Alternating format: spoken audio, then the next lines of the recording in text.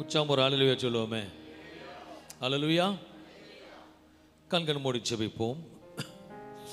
நல்ல தகப்பனே, இந்த அருமையான இந்த காலை வேளைக்காக உமக்கு நன்றி செலுத்துகிறேன். பரிசுத்த தேவன் உம்முடைய வேதாமத்தை தியானிக்க வார்த்தையினாலே இடப்பட போவதற்காக நன்றி செலுத்தி, இந்த நல்ல காலை வேளையில் முற்றுமாக உம்முடைய கரங்களை ஒப்பு கொடுத்து இயேசுவின் நாமத்தில் சோத்திரிக்கிறேன். இரக்கமுள்ள நல்ல பிதாவே, ஆமே. அல்லேலூயா. ஒரு ஆமேன் சொல்லுவோமே. உற்சாகமாக ஒரு ஆமேன் சொல்லுவோமே. ஆண்டவராகிய இயேசு கிறிஸ்து நாமத்தில் இந்த நாளில் நம்மளை ஒன்றிணைத்த தேவனுக்கு நன்றி செலுத்தி உங்களை வாழ்த்தி இந்த காலை வேளையில் வரவேற்கிறேன். அல்லேலூயா. கர்த்தர் நல்லவர் என்ற தலைப்பில் இந்த மாதத்தை ஆரம்பித்தோம். கர்த்தர் நிச்சயமாகவே நல்லவராக இருந்து நம்மளை கர்த்தர் நடத்துவார். இந்த மாதத்தின் துவக்கத்தில் ஆண்டு கொடுத்த வார்த்தை புலம்பல் 3ஆம் அதிகாரம் 25-26 வசனம் வாசிக்கும் பொழுது, தமக்கு காத்திருக்கிறவர்களுக்கும் தம்மை தேடுகிற ஆத்துமாவுக்கும் கர்த்தர் நல்லவர், கர்த்தருடைய ரட்சிப்புக்கு நம்பிக்கையோடு காத்திருப்பது நல்லது. அன்பான தேவ பிள்ளைகளே, வேத வசனம் சொல்லுகிறது, தமக்கு காத்திருக்கிறவர்களுக்கும் தம்மை தேடுகிற ஆத்துமா கர்த்தர் நல்லவர் என்று, அவர் ரட்சிப்பு நம்பிக்கையோடு காத்திருக்கிறது நல்லது என்று இந்த மாதத்தை நம்ம தியானித்தோம். அதற்காக நான் தேவனை ஸ்தோத்திரம். அதோட தொடர்ச்சியாகத்தான் இன்றைக்கு தேவ செய்தி நம்ம பார்க்க போகிறோம்.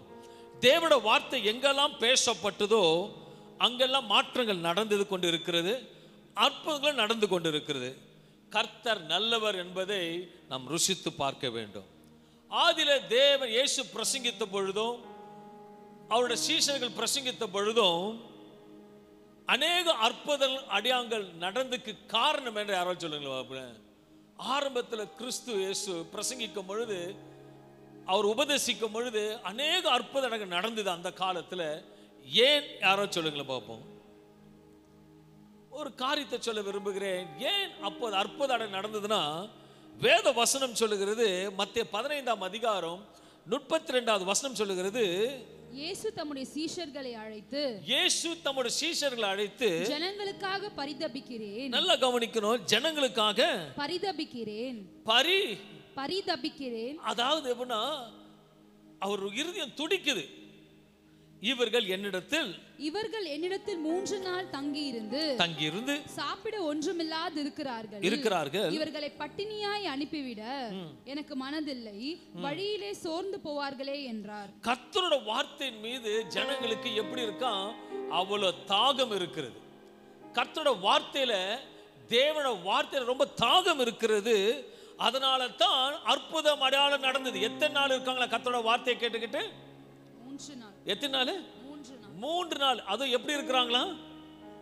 பசியோட சாப்பிடாம 3 நாள் இருக்கிறாங்க. அதனால இயேசு உறுதியும் பிரதிபலிக்குது. என்னோட என்ன நம்பி என் வார்த்தையை கேட்க ஜனங்கள் அமர்ந்து இருக்கிறார்கள். அதுவும் எத்தனை நாட்கள்? 3 நாட்கள். அப்போ அவர் இருதயம் துடிக்குது. ஆனா இப்ப 2.5 மணி நேரத்துக்கு ஜனங்க சோர்ந்து போறாங்க. ஐயோ, நான் பசிக்குது, நான் சீக்கிரம் போகணும், சாப்பிடணும், கொல்லணும். அப்போ இருதயம் பிரதிபலிக்கணும்னா ஆண்டவரோட வார்த்தையை தாகத்தோடு கேட்க வரணும். எப்படா சண்டே வரும், எப்படா அந்த 3 மணி நேரம். நம்ம திங்கட்கிழமையில இருந்து சனிக்கிழமை வரைக்கும் எல்லாருமே வேலைக்கு போறோம், 3 வேளையும் சாப்பிடுறோம், எல்லாம் போறோம். ஆனா 6 நாள் ஆண்டவங்களை எதனா கேள்வி கேட்கிறாரா? ஆனா அந்த ஓய்வு நாள்ல மட்டும் அவருக்கு என்ன கொடுன்னு கேட்கிறாரு. அதுவும் எவ்வளவு மணி நேரம் கேட்கிறாரு? ஒரு 3 மணி நேரம். கொரோனாவுக்கு முன்னாடி நான் சபையில, ஏசி சபையில போகும் பொழுது 7:30 மணினா 7:15 உட்காந்துருவேன். ஐயா 10:30 மணிக்கு தான் முடிப்பார், 10 மணிக்கு 10:15 தான் முடிப்பார். அதுக்கு பிறகு வீட்டுக்கு வரத்துக்கு 11 மணிக்கு. ஏன்னா ஒரு நாள் ஆண்டவர் சமூகம், அந்த ஒரு நாள் சாக்ரிஃபைஸ் பண்ணல செத்து போயிடுவீங்கம்மா. அப்போ இருதயம் பிரதிபலிக்கணும் ஆண்டருக்காக. ஐயோ, ஆண்டருக்காக போறேன். எல்லாருக்கும் கொழுத்த கன்றுகளா வாரம் முழுதும் இருக்கிறோம். அந்த ஒரு நாள் ஆண்டருக்குரியதா இருக்கணும். அதுதான் வேதம் சொல்லுது, ஓய்வு நாளை நம்ம அனுசரிக்கணும், ஓய்வு நாளை ஆசரிக்கணும், கர்த்தரை தேடி வரணும். எப்பவுமே இருக்கு. ஆண்டவர் ஒரு முழு நாள் கேட்கல, அந்த ஒரு 2.5 மணி நேரம் 3 மணி நேரம் தேவ சமூகத்துல எல்லாத்தையும் விட்டு வந்து கேட்டுப்பாரு. ஐயோ, என் பிள்ளை மேல இருக்கிற பாசம் கர்த்தரோட, அதுதான் வசனம் சொல்லுகிறது, கர்த்தரோட வீடு வார்த்தை தாகமா இருக்கணுமா. நீதிமொழிகள் 13:12 சொல்லுகிறது, நெடுங்காலமாய் காத்திருக்குதல், நெடுங்காலமாய் காத்திருக்குதல். நான் யோசிச்சேன், 3 மணி நேரம் காத்திருக்குதல் இருதயத்தை இளைக்க பண்ணும், இருதயத்தை இளைக்க பண்ணும். விரும்பினது வரும்போதோ ஜீவ விருட்சம் போல் இருக்கும். உங்களுக்கு ஜீவ விருட்சம் வரணும், ஆமேன்னு சொல்லுங்களேன். அப்போ 3 மணி நேரம் ஆண்டு கொடுக்க முடியாது. ஆண்டுக்காக கொடுக்கும் பொழுது கொடுங்கள், கொடுக்கப்படும் சொல்லும்போது எல்லாம் நம்ம காணிக்க தசமம். நான் சொல்றேன், ஆண்டுக்காக நேரத்தை கொடுக்கணும், தண்ணியே கொடுக்கணும், எதுவுமே யோசிக்க கூடாது. இந்த நாள் இந்த மணி நேரம் தேவனுக்கு ஒதுக்கியாச்சு. எப்படிப்பட்ட சூழ்நிலை வந்தாலும் சரி, எப்படிப்பட்ட இந்த நாள் கர்த்தருக்காக கொடுத்துட்டேன், இந்த 3 மணி நேரம் ஆண்டுக்கு கொடுத்துட்டேன், எதையும் செய்ய மாட்டேன், போன் ஆஃப் பண்ணுவேன், தேவனிடத்துல பேச வந்திருக்கேன். அந்த ருசிச்சு பார்க்கணும். கர்த்தரோட வார்த்தை சங்கீதம் 34:8 சொல்லுது, கர்த்தர் நல்லவர் என்பதை ருசித்து பாருங்கள், கர்த்தர் நல்லவர் என்பதை ருசித்து பாருங்கள். அவர் மேல் நம்பிக்கையா இருக்கிற மனுஷன் பாக்கியவான், அவர் மேல் நம்பிக்கையா இருக்க மனுஷன் பாக்கியவான். இன்னைக்கு தேவ செய்தியே, நீ பாக்கியவான். ஹல்லேலூயா, நீ பாக்கியவான். நீ பாக்கியவானா வாரத்துக்கு அந்த வசனம் முன்பகுதி என்ன சொல்லுகிறது? கர்த்தர் நல்லவர் என்பதை ருசித்து பாருங்கள். கர்த்தர் நல்லவர் போன வாரம் முதல் நாள் சந்திச்சு கேட்டோம். கர்த்தர் நல்லவர் என்பதை ருசித்து பாருங்கள். ஒரு வாரம் உங்களை அழகா நடத்துறாருல. ஒரு வாரம் 6 நாள், வாரத்துக்கு எத்தனை நாள்? 7 நாள், அது 6 நாள் இருக்கும். இந்த 6 நாளும் காலையில் ஆஃபீஸ் போறீங்க, போகும்போதெல்லாம் பைக்கில் தொம்மால் விழுந்து வருவீங்க. அப்போ ஆண்டு வந்து நன்றி சொல்லுவீங்க. போனாரு எல்லாம் எவ்வளோ வாட்டி கீழே விழுந்தேன் சொல்லுவீங்க. ஆனால் ஒரு வாரம் கனிவு போல உங்களை பாதுகாத்து சுகபத்திரமா ஆகாரம் கொடுத்து உடைகளை கொடுத்து அவர் நாமத்தை மகிமைப்படுத்தி சேர்ந்தவர்களுக்கு இந்த நாளை ருசிச்சு வரணும். ஆண்டவரே, உம் நாமத்தை மகிமைப்படுத்தும். சில நேரத்தில் ருசியை நிறைய பேருக்கு தெரிய மாட்டேங்குது. உண்மையாக சொல்லும் போது உங்களுக்கு உதாரணம் சொல்ல, ஒரு 100 ரூபாய் இருக்கு, போய் சாப்பிட்டு வாங்கன்னு சொல்கிறேன். அதுக்கு எத்தனை பேர் சாப்பிட முடியும்? போயிட்டு ஒருத்தர் என்ன சாப்பிடுவீங்க? போயிட்டு 100 ரூபாய் கொடுத்துருக்க என்ன சாப்பிடுவீங்க? சாப்பாடு. உண்மையாக சொல்ல போனால் டஃப்டன் ஹோட்டலில் போனால் ஒரு 100 ரூபாய்க்கு சாப்பாடு கொடுப்பாங்க. அதில் என்னென்ன கொடுப்பாங்க? சாம்பார், வத்த குழம்பு, பொரியல், ரசம், இது கொடுப்பாங்க. அது இலை வாழை சோறு போடுவாங்க. ஆனால் அந்த 100 ரூபாயிலேயே நான் யோசிப்பேன், இன்னொரு நாள் ருசியாக சாப்பிடணுமே அப்படின்னு சொல்லிட்டு என் மனைவி வீட்டை வந்து ஒரு ரசம் வைமா, சாப்பாடு வச்சுட்டு ஒரு 1/2 கிலோ சிக்கன் வாங்கி தரேன், நல்ல முருகலை வரும். அந்த 100 ரூபாயில் ருசி வருதா இல்லையா? உப்பு அது வெஜிடேரியன் போய் நான்வெஜ் சாப்பிடுவீங்களா? இப்போ சொல்லுமா? ஏன்னா ருசி, கர்த்தரோட வார்த்தையை ருசிச்சு பார்க்கணும். விதமாக என்னால் முடியல, ருசி சின்ன அழகாக ருசிச்சு பார்க்கணும், இதை செய்யணும், அதை பண்ணணும். அதுதான் சொல்றேன், கர்த்தர் நல்லவர் என்பதை ருசித்து வரணும். சண்டே வரும்பொழுது ஆண்டவர் வார்த்தை நீ கேட்க போறோம். ஆண்டவர் வார்த்தை பிரசங்க. உண்மையா சொல்றேன், என்னால் கை பேசோட கை அவ்வளோ பெயின் இருக்கு, ஆனாலும் என் கர்த்தர் நல்லவர். அவருக்காக எதையும் செய்யணும். உயிர் போறதில்லை, வலி இருக்கும், ஆனாலும் என் கர்த்தருக்காக, என் கர்த்தர் நல்லவர். ஒரு வாரம் பாதுகாத்தாரு, இன்னும் பாதுகாக்க அவருக்காக நன்றி செலுத்தி அவர் நாமத்தை உயர்த்தி துதித்து சோத்திரிக்கும் பொழுது அவர் இருதயம் எப்படி இருக்குமா? வசனம் படிச்சோம், அவர் இருதயம் 3 நாள் இருந்ததுக்கு அவர் இருதயம் எப்படி துதிச்சுதான்? ஜோரா சொல்லுமா? பரிதபிக்கிறேன். ஐயோ, என் பிள்ளை தேடி வந்திருக்கிறான், 3 நாள் பட்னியா போக கூடாது, போகிற வழியில அங்கே சோர்ந்து விழுந்துருவாங்க, அதனால எதாயிலும் கொடுத்து அனுப்பணும்னு சொல்லிட்டு யோசனை ஆசை இயேசுக்கு வருது. அதே போல இன்றைக்கு உங்க இருதயம் பிரதிபலித்தோடு இங்க வந்து உட்கார்ந்தீங்கன்னா அவர் உங்களை வெறுமையா அனுப்ப மாட்டாரு, ஏதாயிலும் செய்துதான் அனுப்புவார். ஹல்லேலூயா. அந்த விசுவாசம் வந்துடும். ஏன்னா கேட்கும் போது நான் உண்மையா சொல்லும் போது நம்ம எல்லாம் ரொம்ப பாக்கியவான் ஆமேன்னு சொல்லுங்களேன். ஏன்னா உலகத்துல எல்லாத்தையும் ஆண்டு படிச்சார், ஆனா மனுஷனுக்கு மட்டும் ஒண்ணு நல்லாவே படிச்சார். என்னன்னு சொல்லுங்க பாப்போம், சொல்லுங்களேன். வாயை படிச்சார், ஓகே, நல்லதுதான். எங்க வீட்டுல வாய் வளர்க்குற நாய் கூட வாய்க்குது. சொல்லு, எதுக்குன்னா மனுஷனால மட்டும்தான் சிரிக்க முடியும், மனுஷனால மட்டும்தான் அழகா ருசிக்க முடியும். கரை புரியுதுங்களா? அதுக்கு தான் இப்ப எருமாடுகளை சிரிச்சதை பார்த்துருக்கீங்களா? சொல்லுங்களேன். மனுஷன் தான். அப்ப சபைக்கு வந்து எப்படி தெரியுமா? சிரிச்ச முகத்தோட இருக்கணும், சிரிச்சு ஆண்டவர் சாமத்துல வரணும், சிரிச்சு கை தட்டணும், சிரிச்சு நல்ல பாட்டு பாடி துதிக்கணும். அப்படி செய்யலைன்னா நீங்களே யாருன்னு எனக்கு தெரியல. அல்லேலூயா. ராமேன்னு சொல்லுங்களேன். இல்லைன்னா நான் வெட்டினரி ஹாஸ்பிட்டலில் பேசி எந்த பிரயோஜனமே கிடையாது. ஆண்டு நமக்கு தான் அந்த பாக்கியத்தை கொடுத்து. என்ன பாக்கியம்னா சிரிக்கிற பாக்கியம். துக்கம் என்னன்னு தெரியும், சந்தோஷம் என்ன தெரியும். மற்ற மிருகஜீவனுக்கு எதுவுமே தெரியாது. போனோம், போடுவாங்க, சாப்பிடுவாங்க, இருக்கிறத சாப்பிட்டுட்டு மேய்ஞ்சிட்டு போவோம். அல்லேலூயா.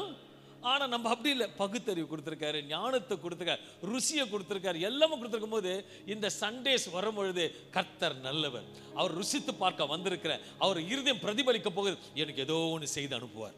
அந்த விசுவாசம் நமக்கு இருக்கும் போது தான் கர்த்தர் நன்மை. ஏன்னு பார்க்கும்போது நான் இதுக்கு டூர்லாம் போயிருக்கும் போது முதுமலை காடுக்கு போவேன். காட்டில் போகும்பொழுது யானை அந்த விநாயகர் சிலைக்கு பூஜை பண்ணும். அப்போ நினச்சிப்பேன், ஒரு மிருகத்துக்கு இருக்க அறிவு கூட சம்டைம்ஸ் நமக்கு இருக்க மாட்டோம். அல்லேலூயா. உண்மைதானே சொல்றது? அதுக்கு எவ்வளோ அழகாக செய்யுது. அப்போ நம்ம ஓய்வு நாள் வரும்பொழுது ஆசாரிக்கும் போது எப்படி நம்ம வரணும்? பர்ஃபெக்டாக வரணும், தேவ சமூகத்தில் வரணும். நல்லா இன்னைக்கு ஆண்டு பார்க்க போகிறோம், ஆண்டு துதிக்க போகிறோம், அல்ல ஆண்டு வர வாரெல்லாம் நடத்த போறாருன்னு சொல்லிட்டு நம்பிக்கையோட உறுதியோட வரும்போது கர்த்தர் நிச்சயமா நமக்கு நல்லவர். சங்கீதம் 38:34 சொல்லுகிறது, நம்பிக்கையா இருக்க மனுஷன் பாக்கியவான். பாக்கியமா ஆவதற்கு சோதனையை சகிக்கணும், அதை மேற்கொள்ளணும். நல்லா புரிஞ்சுக்கோங்க. பாக்கியவானா மாறணும்னா சோதனையை சகிக்கணும், அதை மேற்கொள்ளணும். இன்றைக்கு அன்பான தேவ பிள்ளைகளே, கர்த்தர் நல்லவர் என்பது நமக்கு தெரியும். அவர் நம்மை சோதிக்க உட்பட்டவரா என்று பார்க்க வரும். நான் கேட்குறேன், ஆண்டு ரொம்ப கெட்டவரா நல்லவரா? என் காது கேட்கல, காது கேட்கல. அப்போ உங்களை தண்டிப்பாரா? சொல்லுங்க, நீங்களே யோசிச்சு பாருங்க. அப்போ உங்களை மேலே தள்ளி விட்டுருவாரா? இல்லை உங்ககிட்ட பிடிங்கிடுவாரா? நல்லா யோசிக்கணும். ஓகேவா? என் சகோதரி சொல்லி அனுப்பினோம் கீழே, ஆனால் நீங்கள் பேசும்போது ரொம்ப உணர்ச்சியாக பேசுவீங்க, கையை பார்த்து பார்த்து பேசுங்க. ஆனால் உண்மையா ஆண்டோட பிரச்சனை வரும்போது சொல்கிறேன், அவர் ரொம்ப நல்லவர். Is a good God. அப்போ சோதிக்கிறாரு. அநேகர் சொல்லுவாங்க, ஆண்டு ரொம்ப சோதிக்கிறாருங்க, ஆண்டு ரொம்ப என்ன சோதிக்கிறார். உன்னை சோதிக்கிறதுனால அவருக்கு என்ன? கொஞ்சம் யோசிச்சு பாருங்க. அன்பான தேவ பிள்ளைகளே, கர்த்தர் நல்லவந்த ருசித்து பார்க்க விரும்புகிறேன். கிறிஸ்துக்குள் சபை மக்கள் அறிய தவறின ஒரு எளிமையான ஒரு வல்லமையான சத்தியத்தை நான் இன்னைக்கு போதிக்க விரும்புகிறேன். முதலாவது நம்ம ஆராதிக்கிறது தேவன் நல்லவர் என்பது உள்ளத்தில் முதலாவது ஆராய்ந்து பார்க்க வேண்டும். யோபு என்ற பக்தன் சொல்லுகிறான், யோபு 2:10 சொல்லுகிறான், தேவன் கையிலே நன்மையை பெற்ற நாம் தீமையை பெற வேண்டாமோ என்றான். தீமையை பெற வேண்டாமோ என்றான். இந்த வசனத்தை பார்க்கும் பொழுது கர்த்தர் யோபை பார்த்து சொல்லவில்லை, யோப் தான் சொல்லுகிறான், தீமையே பெற வேண்டாமோ என்றான். ஆண்டவர் எங்கன்னா சொன்னாரா, நீ நான் உனக்கு நல்லது செய்த அதனால நீ கொஞ்ச நாளைக்கு எங்கேயும் வசனத்தில் எங்கேயும் போடவே இல்லை. ஆண்டவர் சில நேரத்தில் நம்மளை சோதிக்கிறார்லங்க, நம்மளை அடுத்த லெவலுக்கு நடத்த போகிறாருன்னு நம்ம நடத்தணும். அல்லேலூயா. நம்ம ராங் டாக்டர் ஆண்டவர் ரொம்ப சோதிக்கிறார், என்னை ரொம்ப வருத்தெடுக்கிறார், ரொம்ப சோதிக்கிறார். ஆண்டருக்கு அவளை சோதிக்கிற தேவன் அல்ல, சோதித்தாலும் தேவன் கைவிடாத தேவனா இருக்கிறார். ஆண்டவர் யோபு தன் மனைவியை பார்த்து சொல்லுகிறான். இது ஆண்டவர் ஏன் சொல்றான்? யோபோட நினைவு கஷ்டத்தின் மத்தியில் எல்லாம் இருந்தது, எல்லாம் போயிடுச்சு, நஷ்டம். யோபால் சொல்லப்பட்ட வார்த்தை இது. ஆனா ஆண்டவரிடத்துல ஒரு துளி கூட, உண்மையா சொல்றேன், தீமை இல்லாத தேவன் அவர். உண்மையா சொல்ற, அவர் ரொம்ப நல்லவர், அவர் தீமை இல்லாத தேவன். அவர் ஒரு நாளும் நம்மளை சோதிக்க சிக்கிக்கொள்ள வைக்காத தேவனா இருக்கிறார். அன்பான தேவ பிள்ளைகளை, 1 கொரிந்தியர் 13:4-5 சொல்லுகிறது, அன்பு நீடிய சாந்தமும், அன்பு நீடிய சாந்தமும் தயவும் உள்ளது, தயவும் உள்ளது, அன்புக்கு பொறாமை இல்லை. நம்மோட தேவன் அன்பான தேவனா இருந்த ஒரு ஆமென் சொல்லுங்களேன். ஆமென் ரொம்ப கம்மியா இருக்கு, ஆமென் ரொம்ப கம்மியா இருக்கு. அவர் அன்பான தேவன்னா, உண்மையாவே அன்பான தேவன், நிச்சயம் உண்மையானவர்னா ஒரு ஆமென் ஜோரா சொல்லுங்களேன். அவர் சொல்ற அன்பு நீடிய சாந்தமும் தயவு உள்ளது, அன்புக்கு பொறாமை இல்லை, அன்புக்கு பொறாமை இல்லை, அன்பு தன்னை புகழாது, அன்பு தன்னை புகழாது, இருமாப்பாயிராது, அயோக்கியமானதை செய்யாது, தற்பொழிவை நாடாது, சினமடையாது, தீங்கு நினையாது. அப்ப நம்ம தேவன் அன்பான தேவன்னா, அப்ப இந்த வசனத்துல அவர் லிஸ்ட்லயே இல்லை. உண்மைதானே? வசனத்தை மறுபடியும் வாசிங்க. அன்பு நீடிய சாந்தமும், அன்பு நீடிய சாந்தமும், தயவும் உள்ளது, தயவும் உள்ளது. அன்புக்கு பொறாமை இல்லை. நம்ம தேவன் ஒருபோதும் பொறாமை கொள்ளுகிற தேவன் இல்ல, பொறாமை இல்லை. அன்பு தன்னை புகழாது. நம்ம தேவன் ஒருபோதும் புகழ்ந்து பேசுகிற தேவன் அல்ல. இருமாப்பா இராது. அவர் ரெண்டு பக்கம் மாறி மாறி செய்துகிற தேவன் அல்ல. அயோக்கியமானதை செய்யாது, செய்யாது. கற்பொழிவை நாடாது, சினமடையாது, தீங்கு நினையாது. நம்முடைய தேவன் எப்படி தீங்கு நினையாத தேவன். அவர் ஒருபோதும் கைவிடாதவர். அவர் சோதிப்பார்னு சொல்ல, அவர் நம்ம சோதித்த பின் சுத்த பொன்னாக மாத்துகிற தேவனா இருக்கிறார். நம்முடைய தேவன் எப்படிப்பட்டிருந்தால் தீங்கு நினையாத தேவன். அதனால தான் அவர் எல்லாம் எப்படி சொல்றேன்னா நல்ல தேவன் என்று சொல்றோமா. Is a good God. நல்லா புரிஞ்சுக்கங்களேன். நல்ல வீடு கட்டிட்டே இருக்கீங்க, நல்லா கட்டி முடிச்சு குடியேறிட்டீங்க. ஆண்டருக்கு என்ன குட் காட் பேட் காட்னு சொல்லுவீங்களா? ஜோரா சொல்லுங்களம்மா. இங்கிலீஷ் தெரியலையோ? Good God. ஆண்டவர் இன்னொரு வீட்டையும் கொடுத்துட்டார். சொல்லு. Very very good God. சரி, சும்மா இல்ல, இன்னொரு ரெண்டு வீடு வச்சுக்கொண்டாரு. Very very good God. ஒரே சமயத்துல எல்லாத்தையும் எடுத்துறாரு. அப்பவும் அவரு குட் காட். அவர் உன்னை தண்டிக்கல. பையன் எப்படி போறான், என்ன சொல்றான்னு பாப்பார். அப்போ no my God is a good God சொல்லு பேரு. 8 வீடு வரும். இருக்கிறத பலிக்கு பெறுகிற தேவன். நல்லா தான் வச்சிருந்தாரு, சடன கீழே போட்டார். என்ன போடுறது அவன் வேலை, இவர் வேலை இல்லை. அல்லேலூயா. இவர் நன்மை செய்ய சுற்றி திரிந்தவர், அவன் தள்ளுகிறதுக்காக சுற்றி திரிகிறது. அன்பான தேவ பிள்ளை, எல்லா நேரத்திலும் நம்ம தேவன் நல்ல தேவன். அதனால தான் சொல்றாரு எப்பவுமே my God is a good God. நான் உண்மையா சொன்னேன், இந்த ரட்சிக்கப்பட்டு நீங்க தேவ பிரசங்கிக்கிறேன்னா, நான் போன சபையில கர்த்தரால் உருவாக்கப்பட்ட ஒரு பாத்திரமாக எப்போதும் என் தலைமை போதகர் சொல்ல ஒரே ஒரு வார்த்தை, அவர் ஆரம்பிக்க தொடங்கும் போது ஒரு வார்த்தை, காட் இஸ் குட் காட். இயேசு நல்லவர். ஏன்னா உண்மையான நல்லவர் தான் இருந்தார்.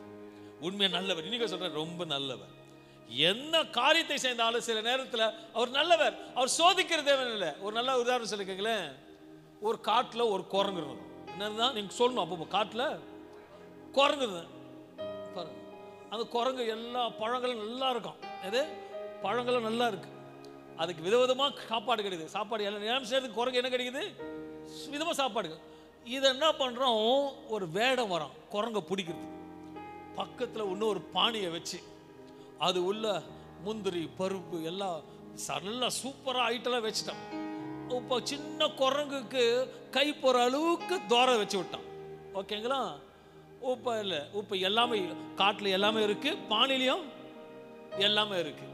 இப்போ குரங்கு என்ன பண்ணும், எப்போ எடுக்கணும்னு சொல்லிட்டு கையை விட்டு பானையில் விட்டுட்டு சும்மா இருக்க என்ன பண்ணியிருக்கோம், எடுத்துரும். ஆனா போறதுக்கு ஒன்று தான் தூரம் இருக்கு, எடுக்கிறதுக்கு ஒன்று. அந்த குரங்கு அதை விட்டாதான் வெளியே வரும், இல்லைன்னா கடைசி வரைக்கும் பிசாசு அப்படித்தான் பக்கத்தில் வைப்பான், பானையை வைப்பான், எல்லாமே இருக்கும். ஆண்டு சோதிக்கல, நீ போய் சோதனை கை விடாதுன்ற. அல்லையா? புரியுதுல உங்களுக்கு? குரங்கு தான் போச்சு, வேட வாமா கையை விடுன்னு சொல்ல, குரங்கா போச்சு, குரங்கா பிடிச்சிக்கிச்சு, வெளியே வர மாட்டேங்குது. ஆனா அது விட்டுதுன்னா ஆட்டோமேட்டிக்கா கை வெளியே வரதான் செய்யும். நம்ம கூட சில நேரத்தில் சோதனை மாட்டிக்கிட்டு நானேற்று சொல்ற காரியம் ஆண்டவர் ரொம்ப சோதிக்கிறார். ஆண்டவர் நம்ம தேவன் ஒருபோதும் தீமை அறியாத தேவன். அவர் நல்ல தேவன், ஒருபோதும் கைவிடுகிற தேவன் அல்ல. நம்மோட தேவன் எப்படிப்பட்ட என்றால் தீங்கு நினையாத தேவன். தேவ வசனம் தெளிவாக சொல்லுகிறது. எரேமியா 29ஆம் அதிகாரம் 11ஆம் வசனம் சொல்லுகிறது, நீங்கள் எதிர்பார்த்திருக்கும் முடிவை, நல்லா கவனிக்க, நீங்க எதிர்பார்த்திருக்கும் முடிவை உங்களுக்கு கொடுக்கும்படிக்கு நான் உங்கள் பேரில் நினைத்திருக்கிற நினைவுகளை அறிவேன் என்று கர்த்தர் சொல்லுகிறார். அவைகள் தீமைக்கல்ல, சமாதானத்துக்கு ஏதுவான நினைவுகளே, சமாதானத்துக்கு ஏதுவான நினைவுகளே. ஆண்டு அழகா ஆவியானவர் பேசுறார். நம்மை குறித்து நம் மீது தேவன் வைத்திருக்கிற அத்தனை நினைவுகளும் என்ன நினைவுகளா? நல்ல நினைவுகள். இயேசு சொல்லுகிறார் நமக்கு ஒரு நாள், இயேசு நமக்கு நம்ம மேல எப்ப பெஸ்டா வச்சிருப்பார், நம்ம மேல எப்ப நல்ல நினைவு தான் வச்சிருப்பார். கெட்ட நினைவு ஒரு நாள், கெட்ட நினைவு யார் தான் வைப்பான்? விசாசான வைப்பான், எப்படியாவது தள்ளிடணும்.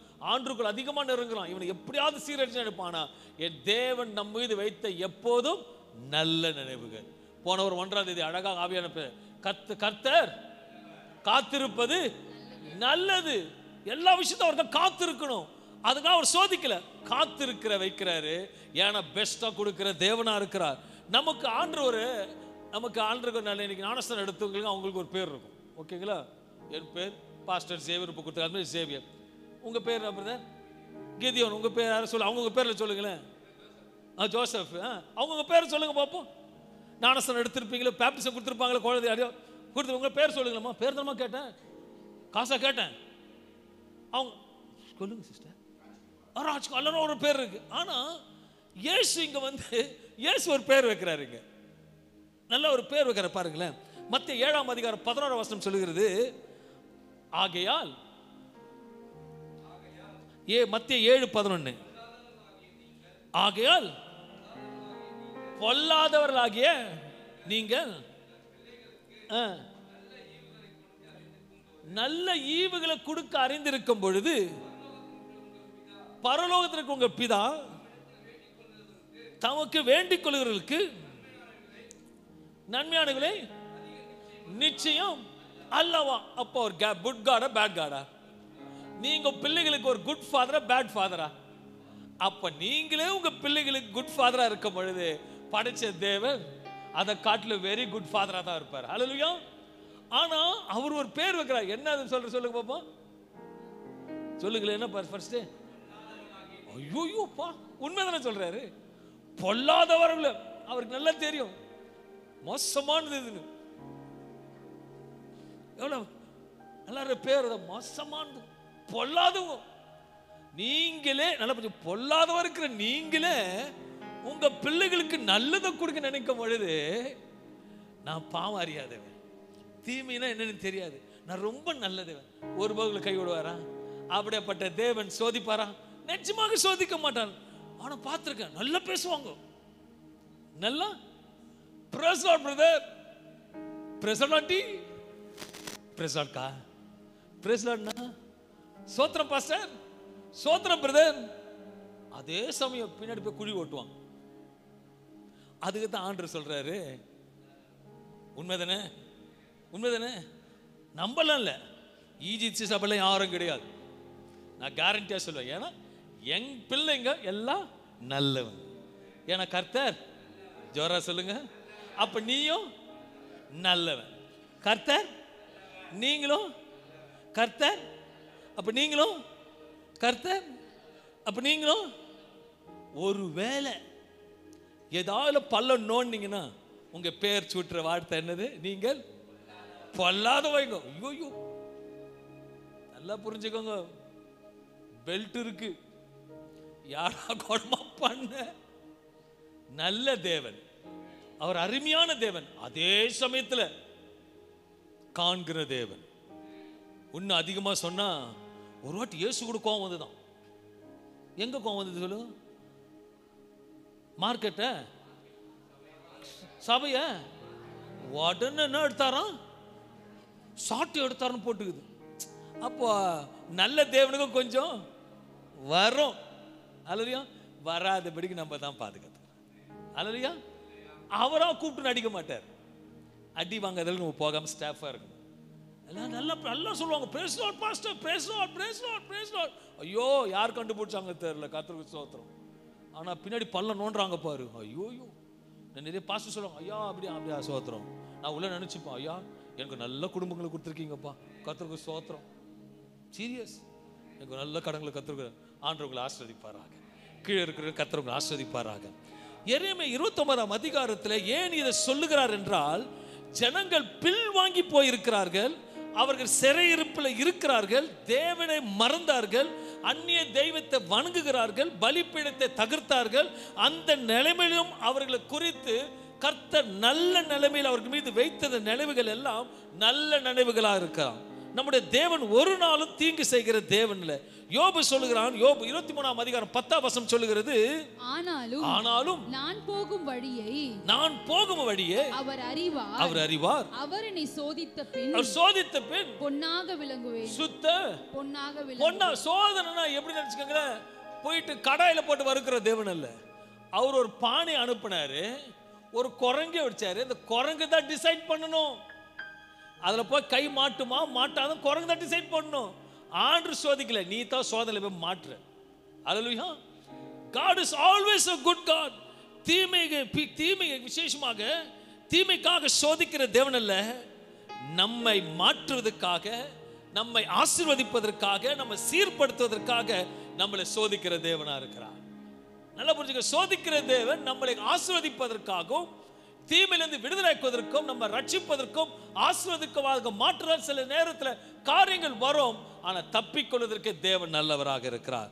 யாக்கோபு 1ஆம் அதிகாரம் 12ஆம் வசனம் சொல்லுகிறது, சோதனையை சகிக்கிற மனுஷன் பாக்கியவான். நீ பாக்கியவானா மாறணும்னா என்ன சகிக்கணும்?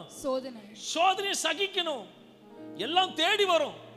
வசனம் சொல்லுகிறது, சங்கீதம் 34:8 சொல்லுகிறது, கர்த்தர் நல்லவர் என்பதை ருசித்து பாருங்கள். கர்த்தர் நல்லவர் என்பதை ருசித்து பாருங்கள். அவர் மேல் நம்பிக்கையா இருக்கிற மனுஷன் பாக்கியவான். தேவன் சோதிப்பார், உன்னை கைவிட மாட்டார், ஆனால் உன்னை பாக்கியவானாக மாற்றுவார். உன்னை கவனிக்கணும், தேவன் சோதிப்பார், உன்னை ஒருபோதும் கைவிட மாட்டார். இன்னைக்கு ஆண்டு உங்களை பார்த்து சிலர் சொல்றாரு, உங்களை ஒருபோதும் ஆவியான சொல்ற, உங்களை ஒருபோதும் கைவிட மாட்டார், உங்களை பாக்கியவானாக மாற்றுவார். சில டெஸ்டிங் வரும், அந்த டெஸ்ட்ல நீ பாஸ் ஆகும்போது கர்த்தர் மகிமையாக வைப்பார். இதை தான் நம்ம புரிந்து கொண்டால் கர்த்தர் நல்லவர் என்பதை புரிந்து கொள்ள முடியும். நான் இன்னைக்கு சொல்ற ஒரு சின்ன காரியத்தை சொல்றேன்னா, எப்பவுமே மற்றவங்களை பார்த்து புக்ஸுங்களை படித்து சாட்சி சொல்ல மாட்டேன். என் வாழ்க்கையில் நடக்கிறதும் என்னோட குழு பார்க்குற காரியங்களை வச்சு சாட்சி சொல்லுவேன். நடந்த சம்பந்தம் சாட்சி சொல்வேன். சில ஆண்டுகள் முன்பாக என் மனைவியை கர்த்தர் அழைச்சார் ஊழியத்துக்கு, சுவிசேஷ ஊழியம் பண்ணிட்டு இருக்கு. அப்படி இருக்கும் பொழுது என் மனைவியோட சகோதர மனைவி எல்லாம் அவர்களாம் உலகமாக இருக்கிறவங்க, அவங்க பேச்சிலும் சரி போக்குவரத்து ஆடையில எல்லாத்துக்கும். அப்போது என் சகோதரி அவங்களாம் என்ன பண்ணுவாங்கன்னா, டிஷர்ட்ஸ் ஜீன்ஸ் எல்லாம் போட்டு போவாங்க. அப்போது வெளியே நாங்கள் ஃபேமிலியாக போகும்போது பாஸ்டர் அம்மாவுக்கு ரொம்ப ப்ரெஷர் வரும், நீங்களும் போடுங்க. பாஸ்டர் அம்மா வாங்கிக்கினாங்க, பாஸ்டர் அம்மாவும் ஜீன்ஸ் வாங்கிக்கிறாங்க. வீட்டுக்கு வந்து கேட்டாங்க, என்னம்மா நாங்கள் போட்டு ஒன்று இஷ்டம்மா? நான் எதுவுமே சொல்ல மாட்டேன். அப்படி தான் சொன்னேன், பாஸ்டர்மா அப்படி தான் சொன்னேன், ஒன்று இஷ்டம்மா அப்படின்னு சொன்னேன். ஒரு வேளை இந்த குரங்க போல பானையை வச்சது போல ஆண்டு வச்சிருப்பார் போல என் மனைவிக்கு ஜீன்ஸையும் பார்த்தாங்க, என்னையும் பார்த்தாங்க. நான் சொன்னேன், எனக்கு தெரியாது, யோர் சாய்ஸ், உன்னை அழைத்து வரப்பார், அவருக்கு தெரியும். நான் சர்டிஃபிகேட் கொடுத்த எந்த பிரயோஜனமே கிடையாது. அதை தூக்கி மூட்டை கட்டி பியூரோவில் போட்டுருந்தான். இன்னைக்கு பலிபீடத்தை உட்கார வச்சிருக்காரு. ஒருவேளை ஜீன்ஸை போட்டிருந்தாங்கன்னா அங்கதான் உட்கார வச்சிருப்பார், எங்க கடைசியில் உட்கார வச்சிருப்பார். இதை அவர் சோதிக்கல, செக் பண்ணார். ஆனா செக்கிங்லயே ஃபெயில் ஆயிடுவார். நல்லா புரிஞ்சுக்கோங்க அன்பான தேவ பிள்ளைகளை. இன்னைக்கு பாஸ்டமா சகிச்சாங்க, வேணாம் நம்ம ஆண்டோட பிள்ளை நான் அழைச்சிருக்காரு, எனக்கு இது தேவையில்லை. அது சொன்னதுனால தவிர்த்ததுனால இன்னைக்கு கர்த்தர் பெஸ்டா உட்கார வச்சிருக்காரு. அன்னைக்கு அநேகருக்கு தொலைபேசி தொடர்பு கொண்டு கவுன்சிலிங் கொடுத்து குடும்பம் வாழுது.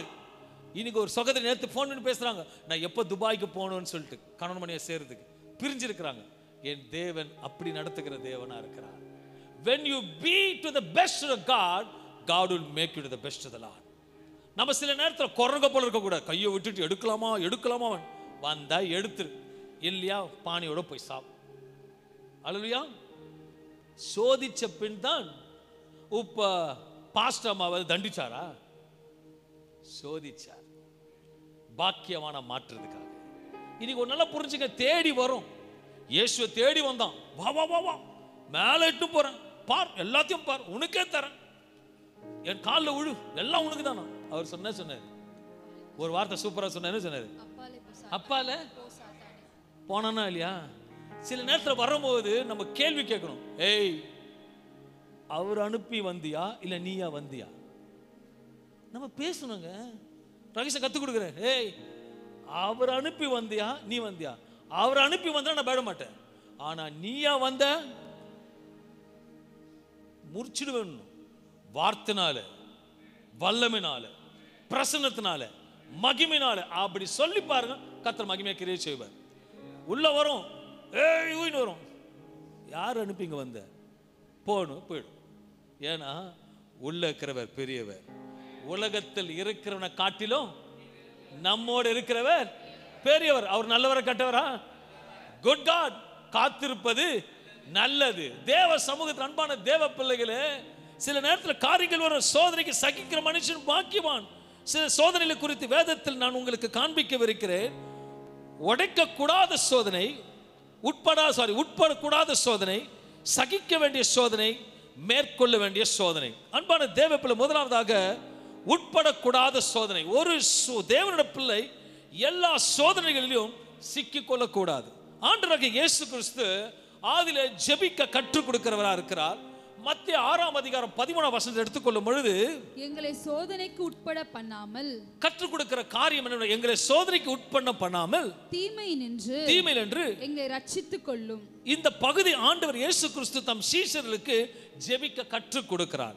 மத்திய 6:9-13 வாசிக்கும் பொழுது கவனிக்க வேண்டும். நீங்கள் ஜெபம் பண்ண வேண்டிய விதமாவது, இயேசு சீஷர்களுக்கு கற்றுக் கொடுக்கிறார். நீங்க ஜெபம் பண்ண வேண்டிய விதமாவது, பரமண்டங்களில் இருக்கிற எங்கள் பிதாவே, உம்முடைய நாமம் பரிசுத்தப்படுவதாக, உம்முடைய ராஜ்யம் வருவதாக, உம்முடைய சித்தம் பரமண்டலத்திலே செய்யப்படுகிற போல பூமியிலேயும் செய்யப்படுவதாக. எங்களுக்கு வேண்டிய ஆகாரத்தை இன்று எங்களுக்கு தாரும். எங்கள் கடனாளிகளுக்கு நாங்கள் மன்னிக்கிறது போல எங்கள் கடன்களை எங்களுக்கு மன்னியும். எங்களை சோதனைக்கு உட்பட பண்ணாமலும் தீமை நின்று எங்களை ரட்சித்துக் கொள்ளும். ஆண்டவராகிய இயேசு கிறிஸ்து சீடருக்கு ஜெபிக்க கற்றுக் கொடுக்கும் போது சொல்லுகிற, நீ சோதனை வந்த பின்பு அல்ல, சோதனை வருவதற்கு முன்பாக ஜெபிக்க வேண்டும் என்று. அன்பான தேவ பிள்ளைகளே, இன்றைக்கு அநேகருடைய ஜெபம் எப்படி இருக்கிறது என்றால், பிரச்சனை வரும்பொழுது, கஷ்டங்கள் வரும்பொழுது, பாடுகள் வரும்பொழுது, ஆனால் ஆண்டு சொல்லுகிற காரியம், பிரச்சனை வருவதற்கு முன்பாகவே நம்ம ஜெபிக்கிறதா காணப்பட வேண்டும் என்று. அல்லேலூயா. நிறைய பார்த்திருக்கிறேன். இயேசு சொன்ன, நன்றாக இருக்கும் பொழுது, சுகமாய் இருக்கும் பொழுது, பலனாய் இருக்கும் பொழுது, எங்களை சோதனைக்கு உட்படாதபடிக்கு எங்களை காத்துக்கொள்ளும் ஜெபிக்கிறோமா? நல்லா புரிஞ்சுக்கங்களேன். ஒவ்வொரு நாளும் தேவ சமூகத்தில் இருந்து ஜெபிக்கும் பொழுது நம்ம என்ன ஜெபிக்கணும்? ஒவ்வொரு நாளும் எந்த அந்தகார கிரியைகளும் பொல்லாத சத்துரு திட்டங்கள் எங்களோட வாழ்க்கையிலே வராதபடிக்கு எங்களை ஒவ்வொரு நாளும் காத்துக்கொள்ளணும்னு நம்ம பூர்ணமாக ஜெபிக்கும் பொழுது, உண்மையாக சொல்கிறேன், அது வியாதிகளாக இருந்தாலும் கர்த்தர் நெருங்க விட மாட்டார். ஆனால் நம்ம என்ன பண்ணுவோம்னா, வந்துட்ட பிறகு தான் ஜெபம் பண்ணுவோம், வந்துட்ட பிறகு தான் சோத்திர பலி சொல்லுவோம். நான் சொல்றேன், வருடத்துக்கு முன்னாடியே ஒவ்வொரு நாளும் இந்த ஆலயத்தை பாதுகாக்கும்படி தேவனுடைய சமூகத்தில் பலவான கட்டி ஜெபித்து, ஆண்டவரே இம்மோட வசனம் என்ன சொல்லுகிறது, கர்த்தர் என்னை பாதுகாக்க வல்லவராக இருக்கபடியாக நீர் என்னை நடத்துவீர் என்று விசுவாசம் ஜெபிக்க வேண்டும். இயேசு கற்றுக் கொடுக்கிற ஜெபம் என்னவென்றால், சுகமாய் இருக்கும் பொழுது, பலனாய் இருக்கும் போது, ஆரோக்கியமா இருக்கும் பொழுது, ஆண்டவர் நமக்கு நன்றாக வைத்திருக்கும் பொழுது நமக்கு ஜெபிக்க வேண்டிய காரியம், ஆண்டவரே என்னை சோதனைக்கு உட்படாதபடி எங்களை காத்துக்கொள்ளும் என்று ஜெபிக்கணும். ஒவ்வொரு காரியத்தையும் நான் உண்மையாக சொல்றேன், ஒவ்வொரு காரியம் வருதுன்னா முன்கூட்டியே கர்த்தர் நமக்கு வெளிப்படுத்தி காண்பிப்பார். அந்த அளவுக்குலாம் நீங்க வளரணும். அல்லேலூயா. நம்ம எப்படின்னா, ஒன்று எல்கேஜியில் இருக்கக்கூடாது, ஒன்று first standard, second standard, third standard, fifth standard. அப்போ நல்லா பொறுத்துக்கோங்க. உங்களுக்கு கொஞ்சம் இருக்கும்போது சோதனை வந்தவங்களும் ராமேன்னு சொல்லுங்களேன், ஜோரா சொல்லுங்களேங்க. அப்போ சோதனையே வரலன்னு நினைக்கிற எல்லாருக்கும் கர்த்தருக்கு சோத்திரம். சோதனை வச்சுன்னா ஆமேன்னு சொல்லுங்களேன். அப்போ உங்களுக்கே இவ்வளோ சோதனை வருதுன்னா நான் எனக்கு எவ்வளோ வரும் சொல்லி யோசிச்சு பாருங்க.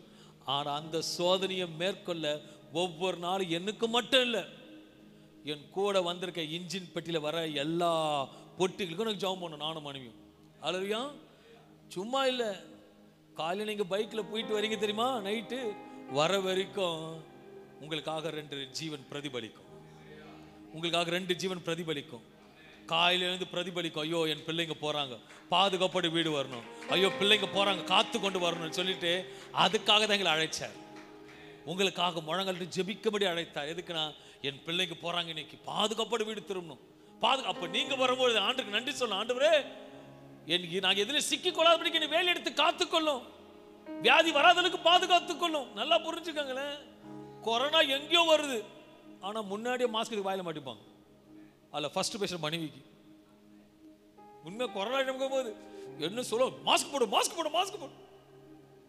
அவங்க சேஃப்டி ப்ரிஃபரன்ஸ் கொடுக்காங்க உண்மை. ஏன்னா அவங்க அப்பா கூட கொரோனா இறந்தார், அதனால சேஃப்டி ப்ரிஃபரன்ஸ் கேர்ஃபுல்லாக இருந்துவாங்க. அப்சல்யூட்லி. அதே போல் நம்ம வாழ்க்கையில் எல்லா விஷயத்திலையும் கேர்ஃபுல்லாக இருக்கணும். தேவ சம்பந்தம் ஜெபிக்கணும். ஒவ்வொரு நாளும் ஜெபிச்சு கிருபையை பெற்றுக்கொள்ளணும். அதுக்கு தான் சொல்ல அன்பான தேவ பிள்ளை, ஜெப ஜீவியம் தேவைக்கு மட்டுமல்ல, ஜெப ஜீவம் என்பது நம்மளோட வாழ்க்கையில் எப்போதும் இருக்க வேண்டும். ஒரு சிலருக்கு பார்த்தீங்கன்னா வாழை எல்லாம் வைப்பாங்க, கடைசியா ஒன்று வைப்பாங்க. சொல்லுங்க, கடைசியா ஒன்று எல்லாத்தையும் வைப்பாங்க. வாழை பொரியல் கிரி எல்லாம் வச்சுட்டு கடைசியா ஒன்று வச்சுட்டு போவாங்க. இல்லை,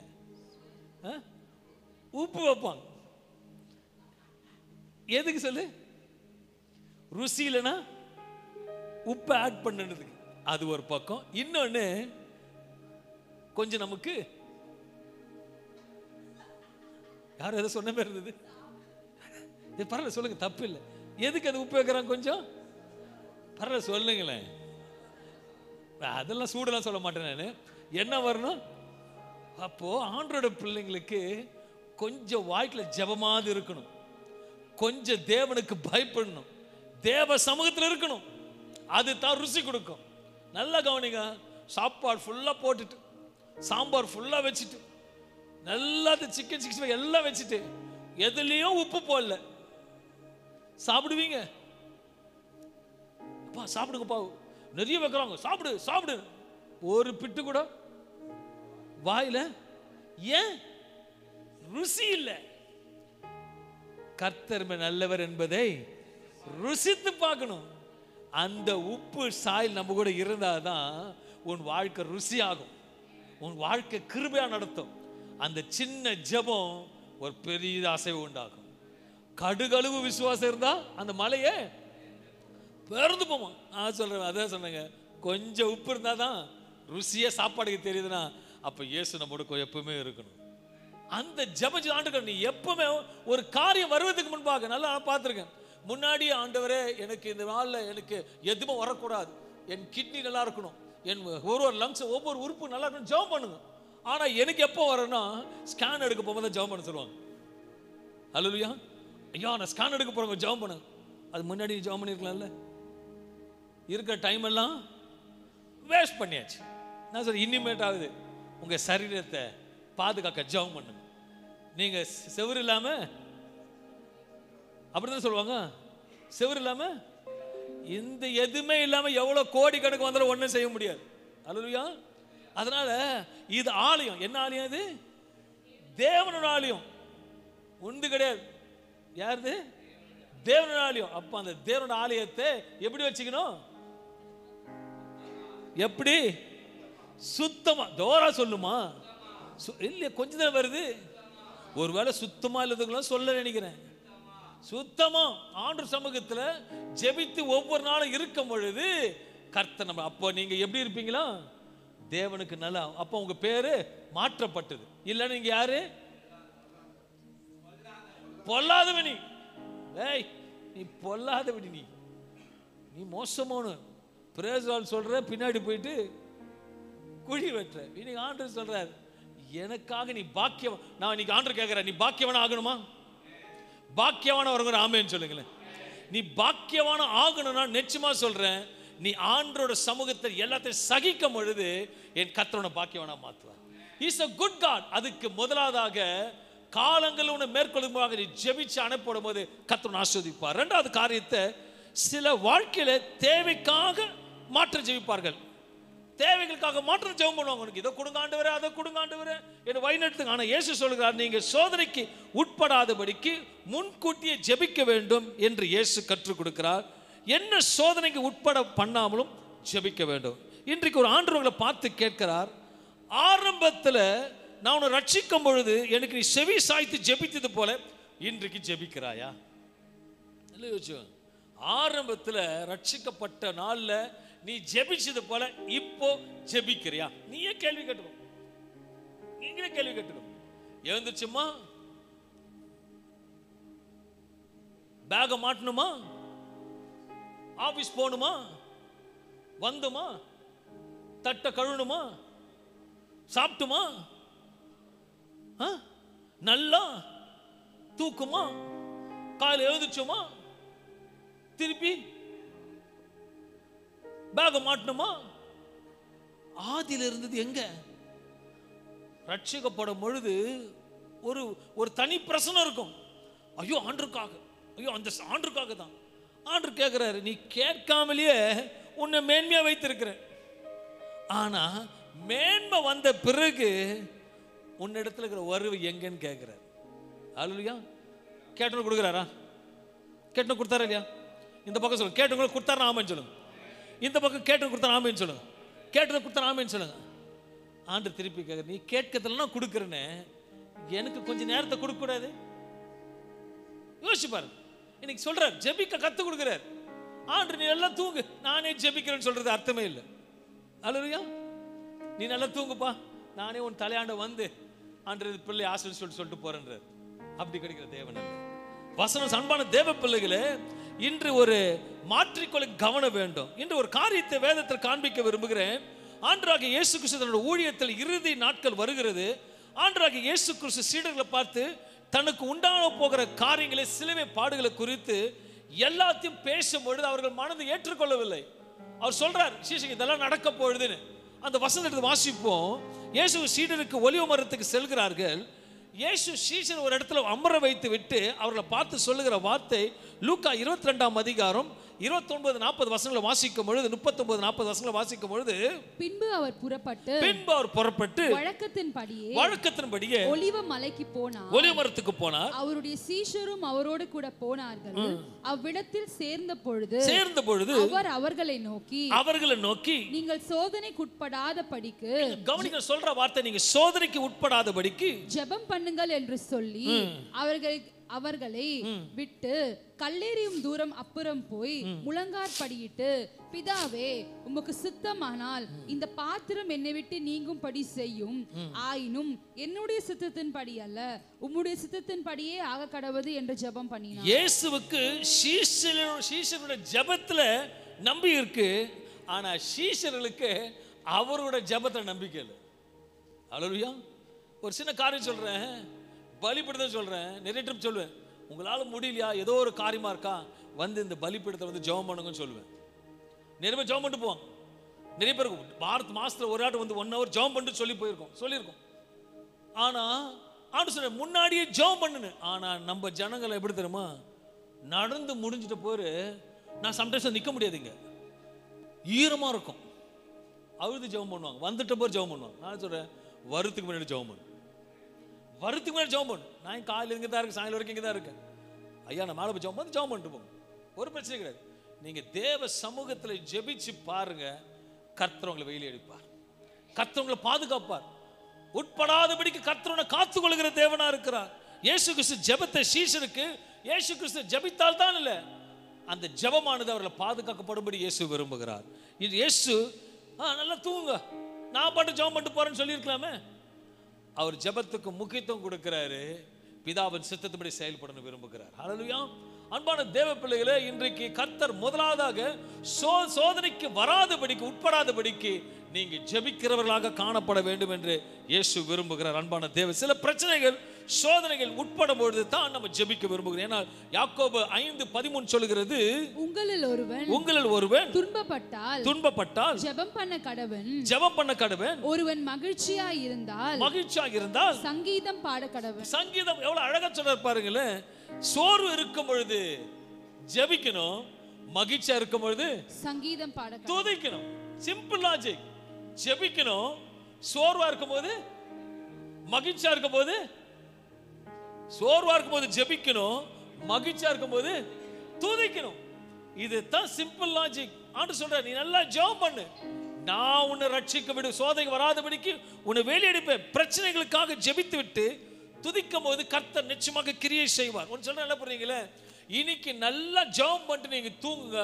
டெய்லியும் ஒருத்தருக்கு தூக்கமே வரலப்பா சொல்லுவாங்க, பிரச்சனை நினைச்சா தூக்கமா வருமா? நான் சொல்லுவேன், ஜெபம் பண்ணிட்டு தூங்குங்க, அழைத்தவர் நடத்துவார். யாருக்கு தெரியும் தெரியல, ஓரல் ராபர்ட்னு சொல்ற பெரிய ஊழியக்காரர் இருக்கிறார். பல ஆண்டுகளுக்கு முன்பாக இருந்தவர். அவர் ஊழியத்தின் பாதையில் போகும் பொழுது கல்யாணம் ஆயிடுச்சு, ஒரு குழந்தையும் பிறந்துடுச்சு அவருக்கு. ஆனால் நிரந்தரமாக தங்குறதுக்கு ஒரு வீடு கிடையாது. ஆரம்பத்தில் ஒரு ஊழியத்தில் இருக்கிறாரு. அப்படி தான் ஆண்டவர் நம்பி வாழ்ந்துருக்கிறாரு. குழந்தையும் பிறந்துடுச்சு.